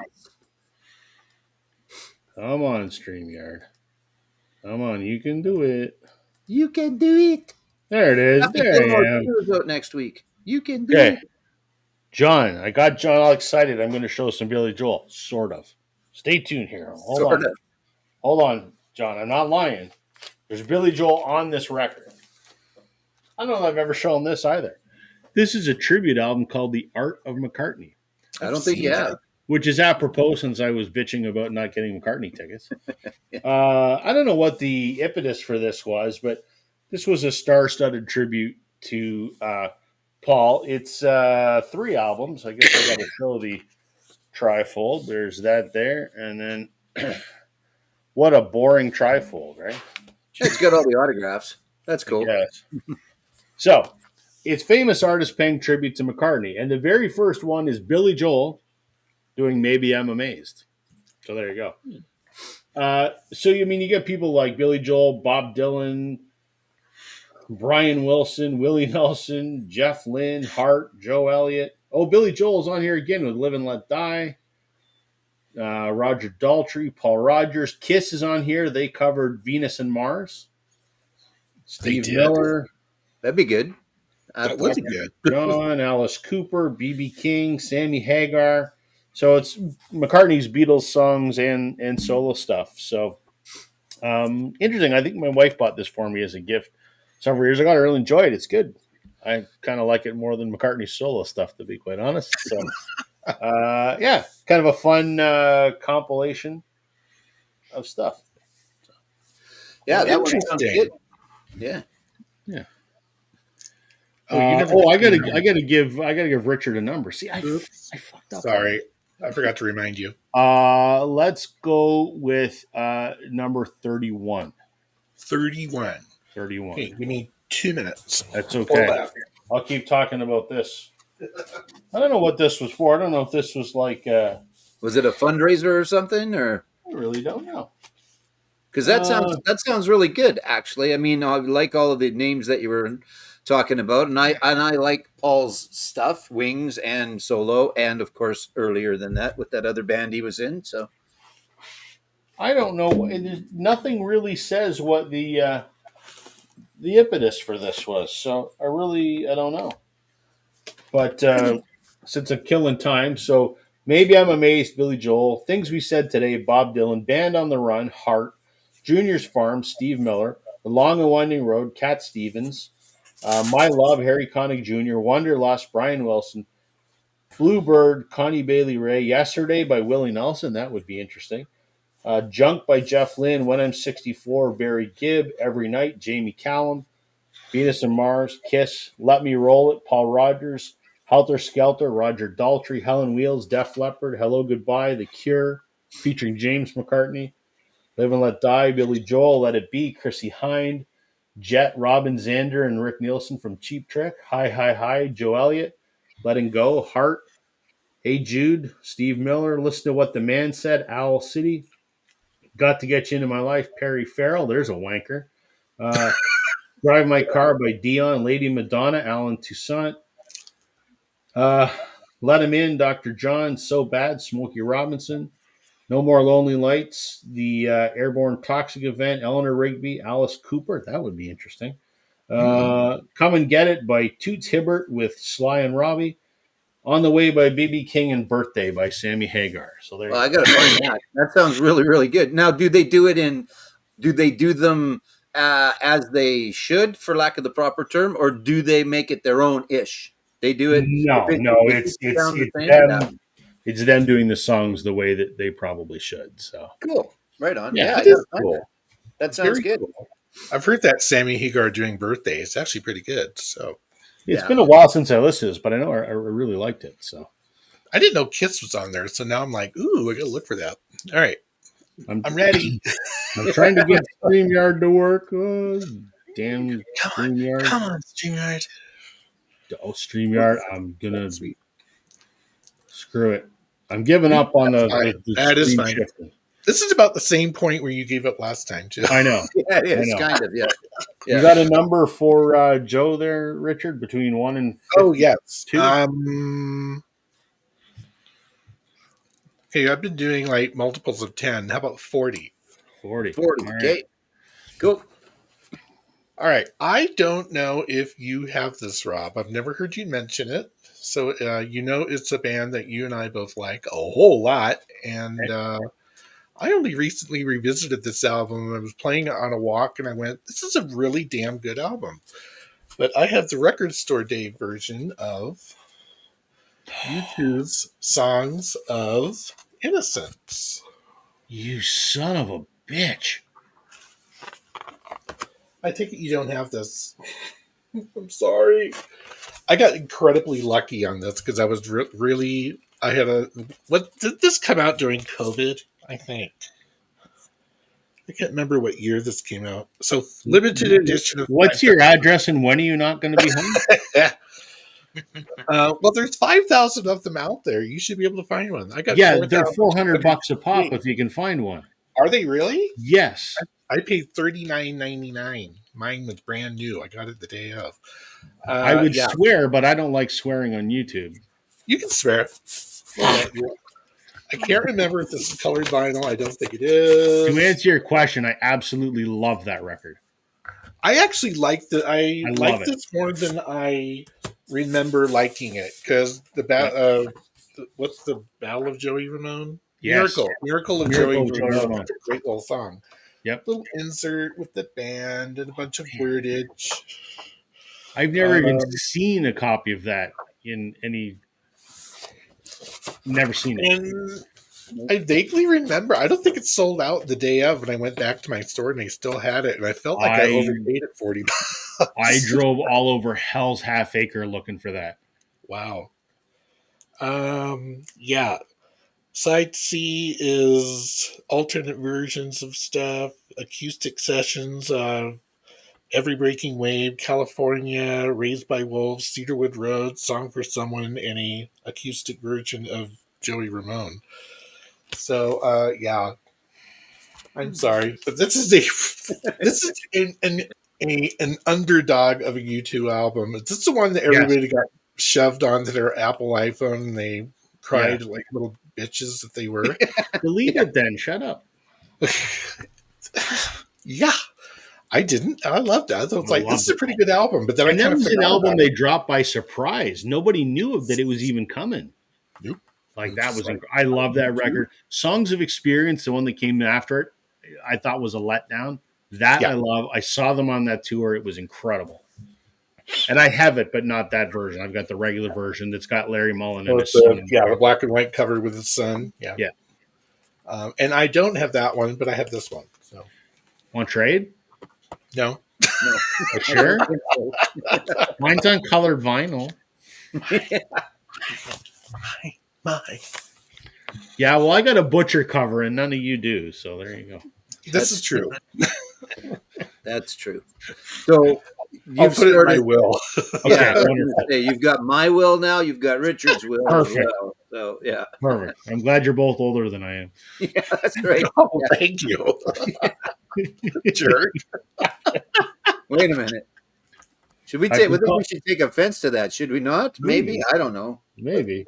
Yeah. Well, what's the point in me asking for it in the will if I'm older than you guys? It's not going to happen, right? So yeah.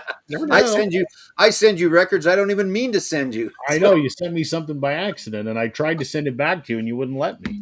No, we're going to forward it on to someone else. I listened to it. Did you? Yeah. Yeah. It's good. It's got Wagon Wheel on it. You know, I hadn't heard the whole thing. So there was a lot of auto tune in it. I was surprised. Was there? Yeah. But I still enjoyed it. It was a good record. Good. Yeah. Right on. That's good. Okay. Daryl, right? Yes? No? Joe? Who the fuck's turn is it? My turn. Joe. See?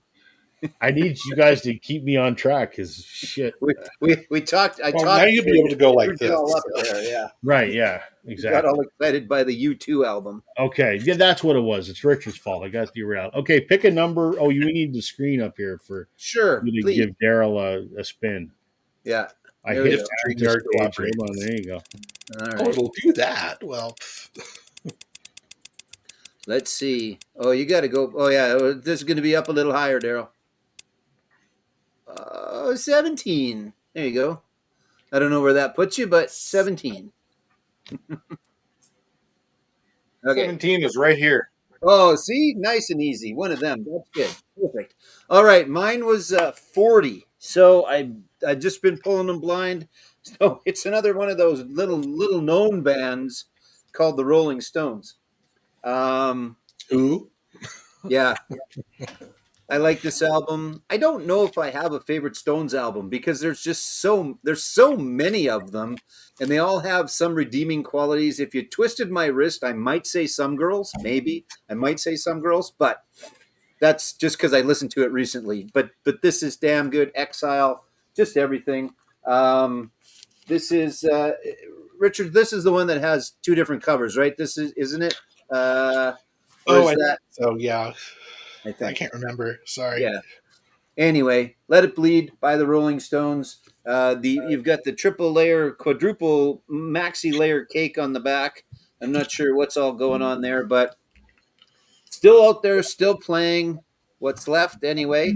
I'm not sure if they're sounding good or not, but again, I really like them. The one thing I do find odd, if I get Beatles records in at the shop, they go fairly quickly. The next person, not the next person, but if I say, hey, I got a bunch of Beatles in, like I did a video the other day, and I bought a collection from an older gentleman. He had them all. So I showed them all kind of, hey, if you want a Beatles collection, here you go. I think Help was missing.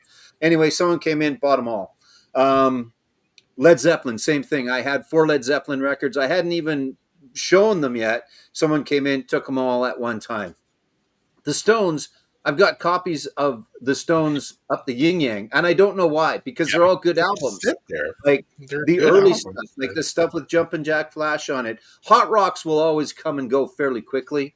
But yeah, I mean, there's copies of Some Girls, there's copies of Start Me Up, there's lots of copies of all of that, and it's odd because, not to say that they're exactly the same as those bands, but they're in that same vein, right? You would think that people would be looking for them, so I'm not sure why. The other thing, quickly as I move on, is Rolling Stones albums will always be more beat up in a collection than Beatles albums, or I'm not sure they just went to different, better, more drug-addled parties. I'm not sure. Much like the Rolling Stones and the Beatles, if you look at the albums, the Rolling Stones are a little rougher than the Beatles are right now, and the albums are kind of the same. Although, you know what, Mick Jagger is in infinitely better shape than I am, and he's 30 years older than I am, so I shouldn't really exactly be shit talking Mick Jagger. But anyway, so yeah, there you go. Let It Bleed by the Stones. Bin 40. Okay. Got a number for me, Daryl, between 1 and 18? Number 1. Number Okay. one. You're number one. All right. What was it? What 17? Oh yeah. So 17 I think you gave me, eh? Yeah, it was. Yeah. Okay, so this one's kind of interesting. I don't think I've ever really shown it other than when I did my Spain video. So I went to 2 record shops when I was in Spain there in March. And there was one shop that I went to, and the guy that was in there, as soon as he found out I was from Canada, he was really excited and wanted to show me. I mentioned that I wanted some Spanish bands that were from Spain, and he brought out the whole Spotify thing on his computer, and he loaded them all up, and he was like, "Hey, what do you think of this?" and "Hey, what do you think of this?" and he was playing them. And this is a reissue of a 1977 album by a band called Triana. Now, the reason I'm showing this is I think this has got some of the most stunning but yet disturbing art that I think I have on any albums in my collection. So I don't know if you can see it.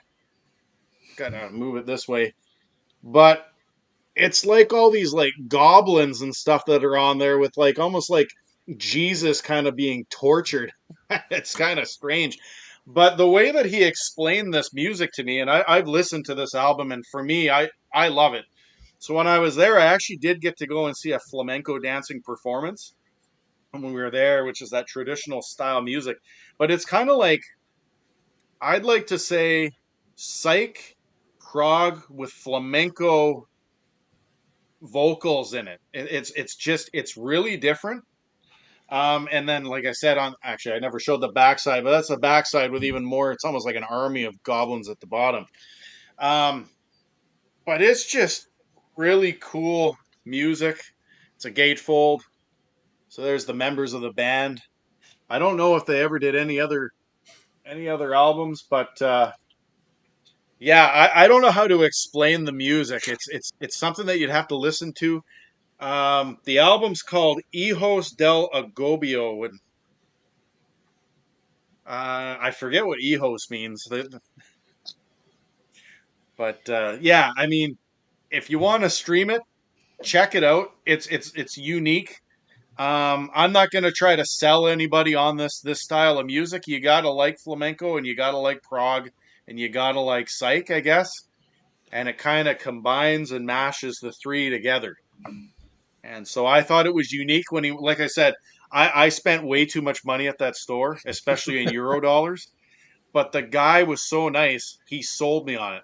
He sold me on it. I think I bought like 6 albums at that store, all brand new in the shrink, Yeah. with the exception of one actually that was an '80s press from a band from the '80s. But yeah, no, the guy was really cool, and I think he wanted to make a good sale, so he sold me on it anyway. Yeah, that's good. So yeah, Yeah, that looks Triana Hijos del Agobio. If you wanna listen to something different. that looks like a death metal album cover more Does. than It does. more Does than it that, does. right? So, yeah. Yeah, if you could, like I said, it's from 1977, if you can believe that. But I think in North America, a 1977 album cover like that would have been censored. Oh yeah. Would have came in a brown paper bag like Led Yeah. Zeppelin. Okay. Very good. But much like Playboys, all good stuff came in brown paper bags back in the 70s. There you go. Richard, I'm going to give you 14. 14. Got it. 14. Okay. Daryl gave me 1, and I mentioned earlier that my collection's alphabetical, except the Beatles come first, and they occupy almost entirely the first 3 bins. So you're going to see a Beatles record. And I should wait for Richard to get back just for full effect on this, but I'm just He's going to there. go this way. Yeah, there you go. Right? So, I'll take this. I'll take this over that by a long shot. So this is a Beatles Butcher cover, my most prized record. Yeah, it's beat up all the shit. Yeah, it's in poor condition. Yeah, the record isn't playable because it scratched all the shit. I do have the ad sleeve in it, which is good. I don't care what condition it's in because I just wanted a Beatles Butcher cover. That was my holy grail for 20 years when I first learned about it in the early 90s, and it took me until the early 2010s to get one. And I didn't pay a lot for it. I think it was a little over $100. Can argue whether that's a lot or not, but I've only ever seen 2 authentic Butcher covers in my life, so I was okay with that. I treasure it. I love it. A lot of people frame them and hang them on the wall. Mine's in a sleeve in my collection where it should be in the Beatles because I like to pull it out every once in a while and just look at it and hold it. And I know it sounds dirty, but I can't remember. Is that a first or second state? this is a third state. So a first state is one where they did not apply the slick on this, so it's this cover untouched. A second state has the trunk cover pasted over this, and no one's tried to peel it.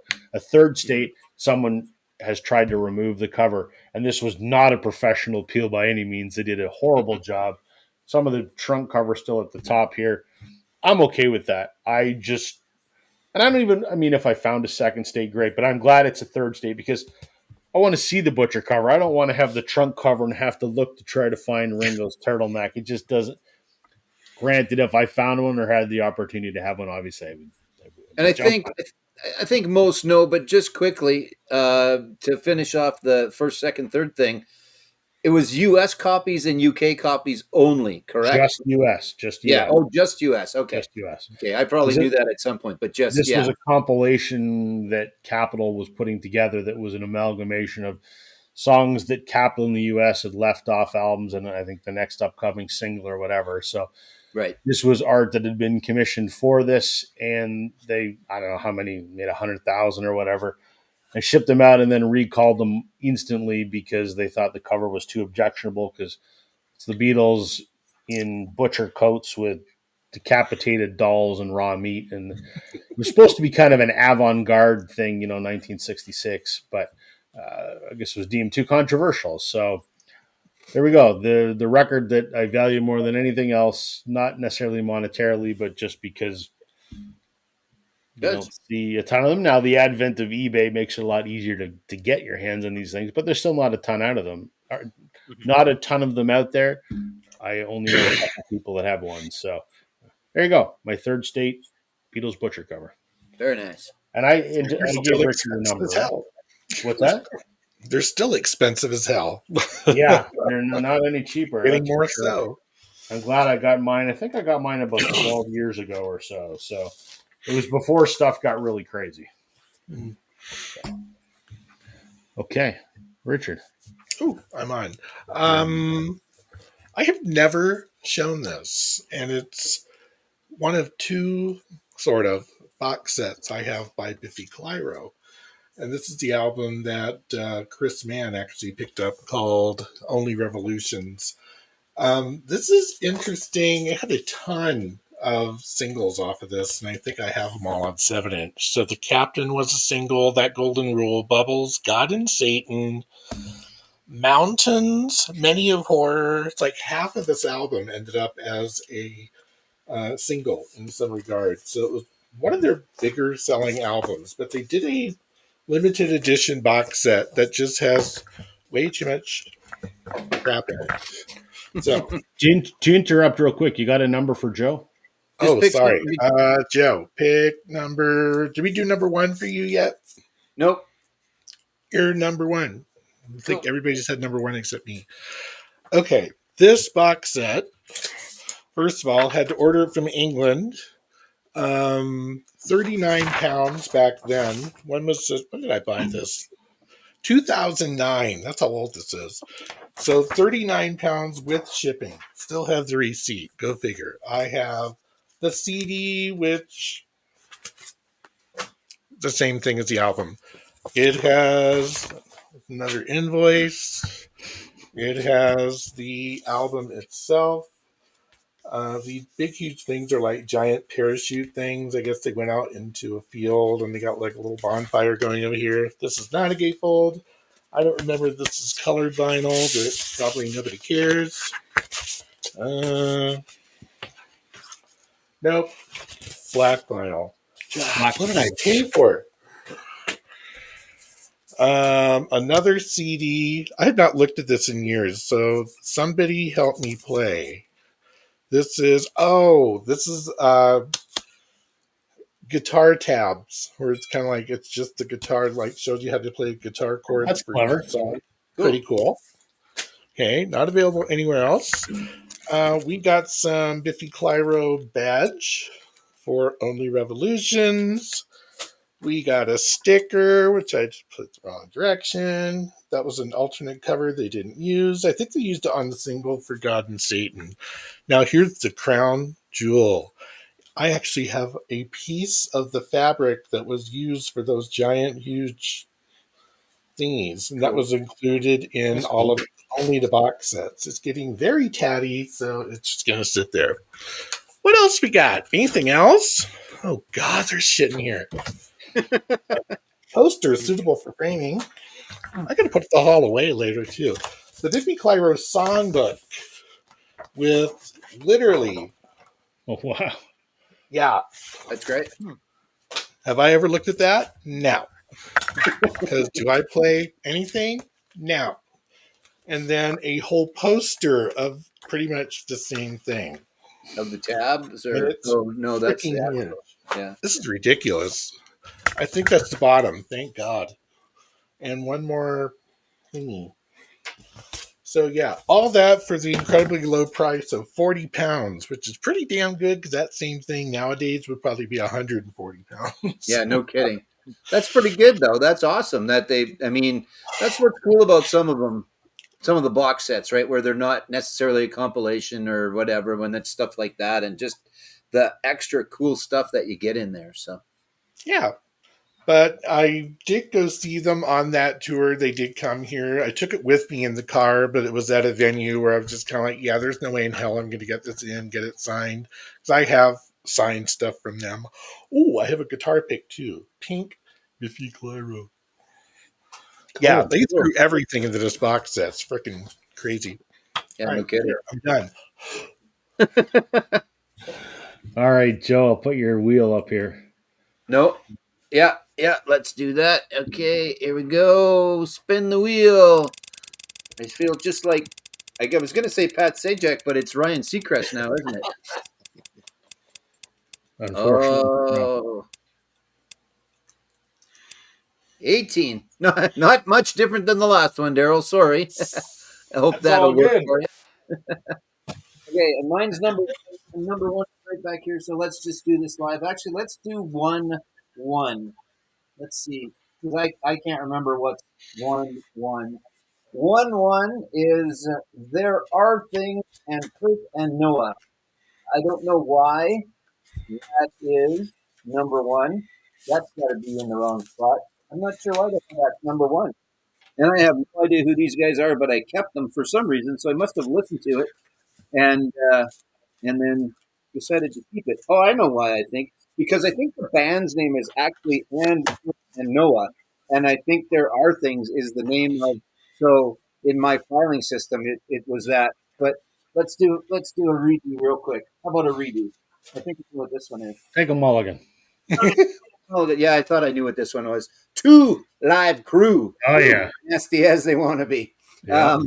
So Me So Horny, that's really the song, I guess, not that you need to know, but that we probably all know from Two Live Crew. Parental Advisory, I don't know if it was the first one with the advisory sticker on it, but it was certainly one of the first ones, or one of the reasons why there are advisory stickers. Not a gatefold, but a gatefold might be interesting.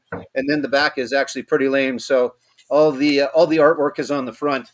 I'm not sure that's the most interesting artwork of the evening, but it is the most risque artwork of the evening. So I will look this up, and I'm pretty sure it's the and sign is why that was in there, number one. And Kurt and Noah, as you can tell, I'm not exactly sure, but if I remember, it's folksy. That kind of makes a lot of sense. And there was Terry and Teddy and Ray and Kurt and Noah. So there you go. And I can't tell you all the guys in Two Live Crew, but that was Bunny and Susie and Cherry and Beth. All right. I could be wrong. You could be. There is no doubt that Two Life Crew, like the controversy around that album was just insane. Oh, yeah. It's ridiculous. Yeah, for sure. Definitely. Yep. Okay, Daryl, give me a number between 1 and 18. Or 2 and 18, because we've already had one. Let's do 18. Okay. Because I'm doing 18 now. You're doing There we 18. go. Yeah, exactly. So why don't we go back to the 1980s again? Okay. Of course. We'll do a little for Richard. I'll throw on some synth pop just for Richard. I'm gonna go with a little. This is gonna be a twofer here. And I gotta tell my son to stop clapping in the background. Jacqueline, stop that. All right, Richard. What are your thoughts on Wang Chung? Everybody Wang Chung tonight. Everybody have fun tonight. This one's the Points on the Curve. It's the one that's got Dance Hall Days, which is my favorite Wang Chung song. I don't know, there's just something about that song. If I could go back to 1983 for some reason, I would think that Wang Chung would be getting played in every club that was out there. Would that be safe to say? Yeah. Yeah. Yeah. And the extended mix of it. I was only 4 years old when this album came out, so I wouldn't know. I wouldn't know. And to finish off the twofer here, Everybody Have Fun Tonight with Wang Chung's Mosaic album. That one's pretty iconic there. And this one has the $3 price tag on it still. So apparently in 1980, what's this one? 85, I think. I don't know. It's not going to tell me. 1986. This was $3. Yeah. I don't know where though. I don't know. I don't know what Rob's thoughts are on Everybody Have Fun Tonight. Everybody Wang Chung Tonight. Not my favorite song in the world. I like also from To Live and Die in L.A. To Live and Die in L.A. as well. They Yes. were on Yeah. that soundtrack. That's not a bad soundtrack, actually. That's got some interesting stuff on it. So back to the soundtracks That from one's earlier. not like Karate Kid Part 2, which is just one song and the rest of it's trash. There's you know what? You made a great point though. There's not a lot of soundtracks that have a ton of hits off of them. There's a few. Footloose, right? Footloose and Holding Out for a Yeah. Hero. Footloose, Top Wreck-It Gun. Cool Ralph. Boys. Yeah, a little bit. But Ghostbusters, like, tell me, I'll give you $10 if you tell me another song off of Ghostbusters right now. And Bustin' makes me feel good. no, I don't think it was. Oh, That's a lyric. That's not a song. no. Is that a song? Is it? Well, I just- okay, then I guess I owe you $10. Hold on. No, I just showed these two Wang Chung albums. What are like? I know Richard, you like synth pop and stuff. What I are love your synth thoughts pop, but on I synth still pop? do love Because that's synth kind of pop. like that's one of those genres of music that was only there for I'd like to say 5 to 7 years was its heyday. It kind of morphed into other things and electronica and whatnot, but yeah. Okay, I was wrong. Okay. Well, I'll give you $10 anyway. What the hell? No. You gave me a free record by mistake. So Okay. I was down a YouTube rabbit hole. Sometimes I'll sit in the basement and listen to my albums, but sometimes I'm just up on the couch. Joanne goes to bed, and I put on YouTube and just what comes up. It was the Killers and the Pet Shop Boys doing their Always on My Mind from Glastonbury like 3-4 years ago. It was good because it was both guys singing, and it was it was the Killers doing the music part, and then it was both the guys from the Pet Shop Boys. It was good. I like the Pet Shop Boys. I think they're fantastic. I had some really really good stuff. There I was agree. I was a DJ in that time frame when synth pop was a thing, right? OMD and the Psychedelic Furs and those guys, and New Order and the Joy Division and all of that stuff. And then I don't necessarily think you could call Kraftwerk synth pop. You could call them synth, but but you know what? Rammstein's kind of a synth pop band. It's just a very, very, very, very heavy synth pop band, kind of. Like if you watch Du Hast, the keyboards are very predominant in that song, and then all the explosions and the pyro are too. So Yeah, that's just extra. that's just extra. Yeah, exactly.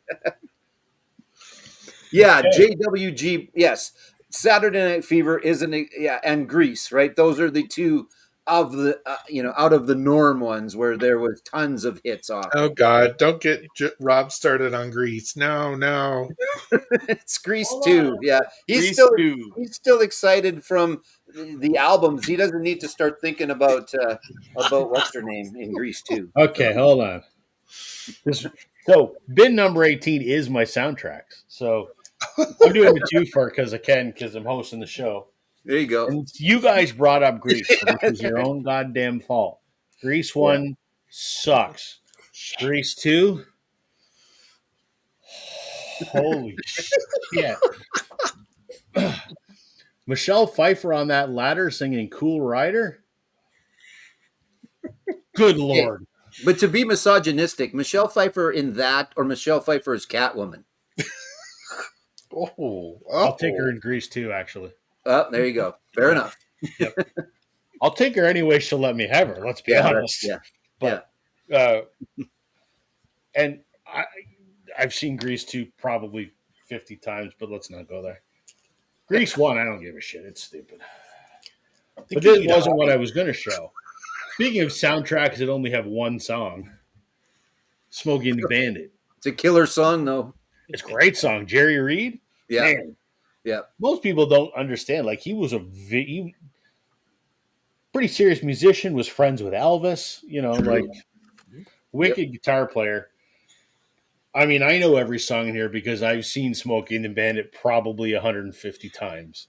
I watched it last week. I love it. It's great. It's great. Yeah. Don't watch Smokey and the Bandit 2. It's horrible. Smokey and the Bandit 3, let's pretend it doesn't even exist. But this one is perfect cheeseball comedy. I love it.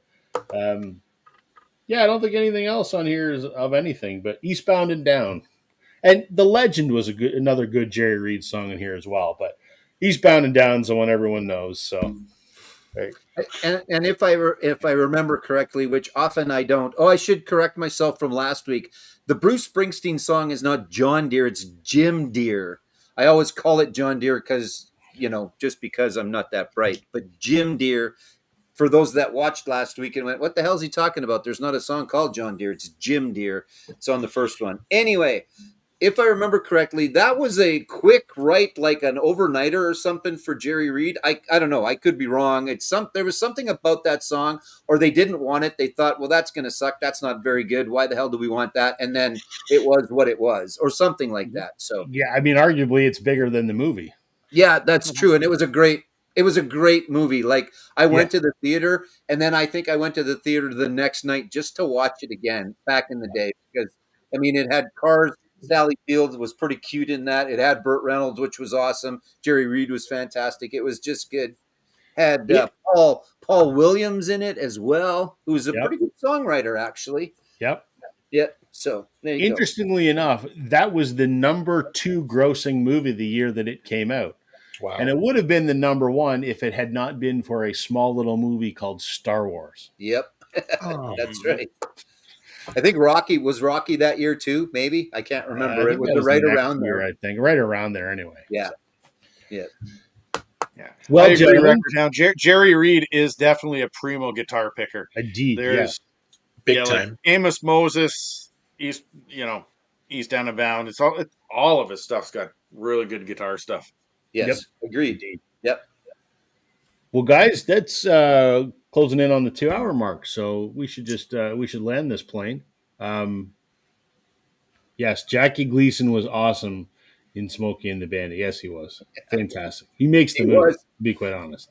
And I think he improvised a bunch of that. That Oh, was yes. another A thing. lot of Because, like it. I said, I love that movie. So I Me kind of too. go down a rabbit hole of information on it. And yeah, a lot of his stuff was just making it up as he went along. Yep. So good.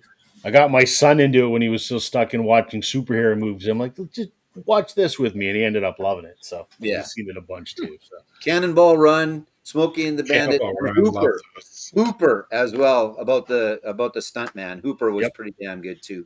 yeah. Then there was Deliverance. But anyway, I digress. Go ahead. Well, good thing is we don't have a ton of records to put away tonight. So That's right. good. Easy to pull, and yeah, that's right. Yeah.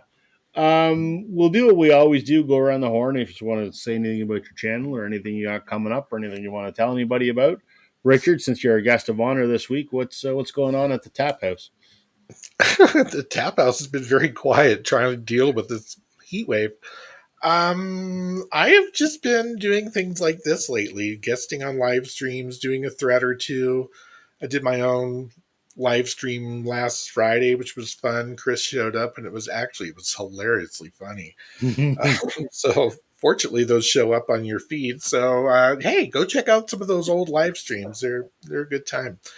But coming up, I don't really have anything planned, but we'll see what's going on. Sunday, might be on Chris's live stream that we've done for the last several Yep. weeks. Yep. That's about it. Cool. Daryl, what's going on in the northern world? The Northern World, I wanted to try to get a couple of videos ready before I left, but that's unlikely. I've been busy packing and getting ready. It's an ordeal to get in and out of here, so that is what it is. But we're Just gonna don't go do camping. Rob's favorite activity in the world, which is going camping for 3 weeks, and I couldn't go camping for 3 hours. I would not survive. yeah, most of the campgrounds we go to, the kids like to go to the beach, so get to go swimming and all that stuff. Nope. Hey man, I'm with you. I love camping. We sold our camper today, unfortunately, but I love camping. So, yeah. I don't get it. That's about it from up here. I will be glad to get down. Well, man, my body is just not adapting well to the hot weather. We have had a few hot streaks here, and man, I just feel nauseous every time I go out into the heat now. I don't know. The heat never used to bother me, but 20 to 25 Celsius is about as max as I can go, and then I start feeling like crap when I go out there. So I hope it's not too bad, but I know that sweltering heat's going to get me as soon as I get past that middle part of Ontario. Well, the heat wave's supposed to break in the next couple days, so by Friday it's or no, sorry, yeah, Friday's supposed to be like 25 or something like that. So I think tomorrow's going to be hot, and then it's going to taper off. So hopefully, knock on IKEA wood. What's uh what's going on with you, Joe? Either at the store, or on your channel, or on the store's channel, or whatever. Nothing on my channel. I've been, as Richard said, I've been doing this kind of stuff. I do mean to get on with Chris one of these days. And yeah, the store's been good. I did a couple of things for the stores. I did kind of a whack a mole and a because I put some new stuff out in the last little while. But try and get new stuff as often as you can. Sometimes it's 2,000 at a crack, and sometimes it's a couple hundred at a crack. But so I've been trying to do that. And yeah, I'm going to be gone for a little while as well, not camping, but taking a nice road trip west this time. It's actually the 2 year anniversary of the East Coast, not East Coast, the East to Ottawa and back across trip in the last couple of years. So was seeing some pictures, and I just love that trip, folks. If you get a chance, Canadian or not Canadian, you got to travel across this country. It's a fantastic trip. Yeah, Saskatchewan is Saskatchewan, but if you get off of Highway Number One, there's some really fantastic parts of Saskatchewan as well. But really looking forward to the mountains in BC and seeing my brother-in-law and hanging out with Joe for a couple of weeks and just taking in the sights. So if you have me on Facebook, I apologize. There's going to be a lot of there's going to be a lot of Joe road trip pictures and videos of waterfalls and stuff like that in the next little while because we do love doing that. We're going to miss the updates on your backyard, Joe. Yeah, I'll have to get Riley to take some pictures, send them to me, and then I'll update them. So I don't think it's going to change a whole bunch. The only thing changing now are the flowers. If you notice, they get a Yep. little bit bigger. But other than that, so yeah, I cut the grass, I take the picture, I post it, and away we go. So, There you go. but yeah, that's about it for me for now. Anyway, so gone for a Cool. few weeks anyway. Record Hound, shoot me an email, man. Northernrevolutions@gmail.com. We'll get in touch because I go either to St. Catharines or through St. Catharines to Niagara Falls quite regularly for work. So there's a good chance in the next 2 weeks I'm going to be buzzing through St. Catharines. So yeah, man, we'll hook up. Shoot me an email. I will be back next week. Hopefully John will join me and somebody else. We'll figure that out because Joe and Daryl are away. But I'm going to soldier on because I got nothing else to do, and I really enjoy doing this, and it allows me to forget the stresses of my daily work life. So I will be back next week. I don't have anything new on my channel. I recorded a video for Sunday, and then I never got around to editing it because I was procrastinating, and I ended up on Sam's live stream on Saturday night, which is usually my editing night. Yeah, so I just procrastinated, and I'm going to put it up this coming Sunday, and it's going to be about how my quest for U2's Passengers on vinyl came to a fruitful conclusion. Yep. So, Yeah. along with some other stuff that Joe had sent me as well. So that's going to be up on Sunday. Other than that, that's all I got going on. I've been procrastinating a little bit of YouTube burnout, honestly. I still enjoy it, but the weekly videos, I'm in a bit of a creative drought at the moment. So who knows? We've I'm got not going anywhere. I'm still going to be here. I'm still going to be making videos. I'm still going to be doing this every week. But whether my Sunday videos are every week or every other week, I don't know. I'm just out of ideas at the moment. So it happens. So If nothing else, we'll always have Wednesday night in the basement. absolutely. All right. Well, that will do it for this week. Richard, thank you for being our guest. Always a pleasure, my friend. Joe, Daryl, fun as always. Have fun camping. Don't get eaten by a bear or a mountain lion or whatever stupid things happen when you're camping. Uh, Yeah. Joe, have fun in the mountains. Prince George is a beautiful place. So Yeah. that's it. I will see anyone that tunes in next week. It'll be me and maybe John and who knows who else. Who knows what mayhem will ensue while Daryl and Joe are away. But we'll be back. So see everyone next week. Thanks everybody for those that joined us live tonight. We always love chatting with you. And for those that watch us later on, thanks for spending a couple hours with us. We'll see you guys next week. Have a good night. Good night, everyone.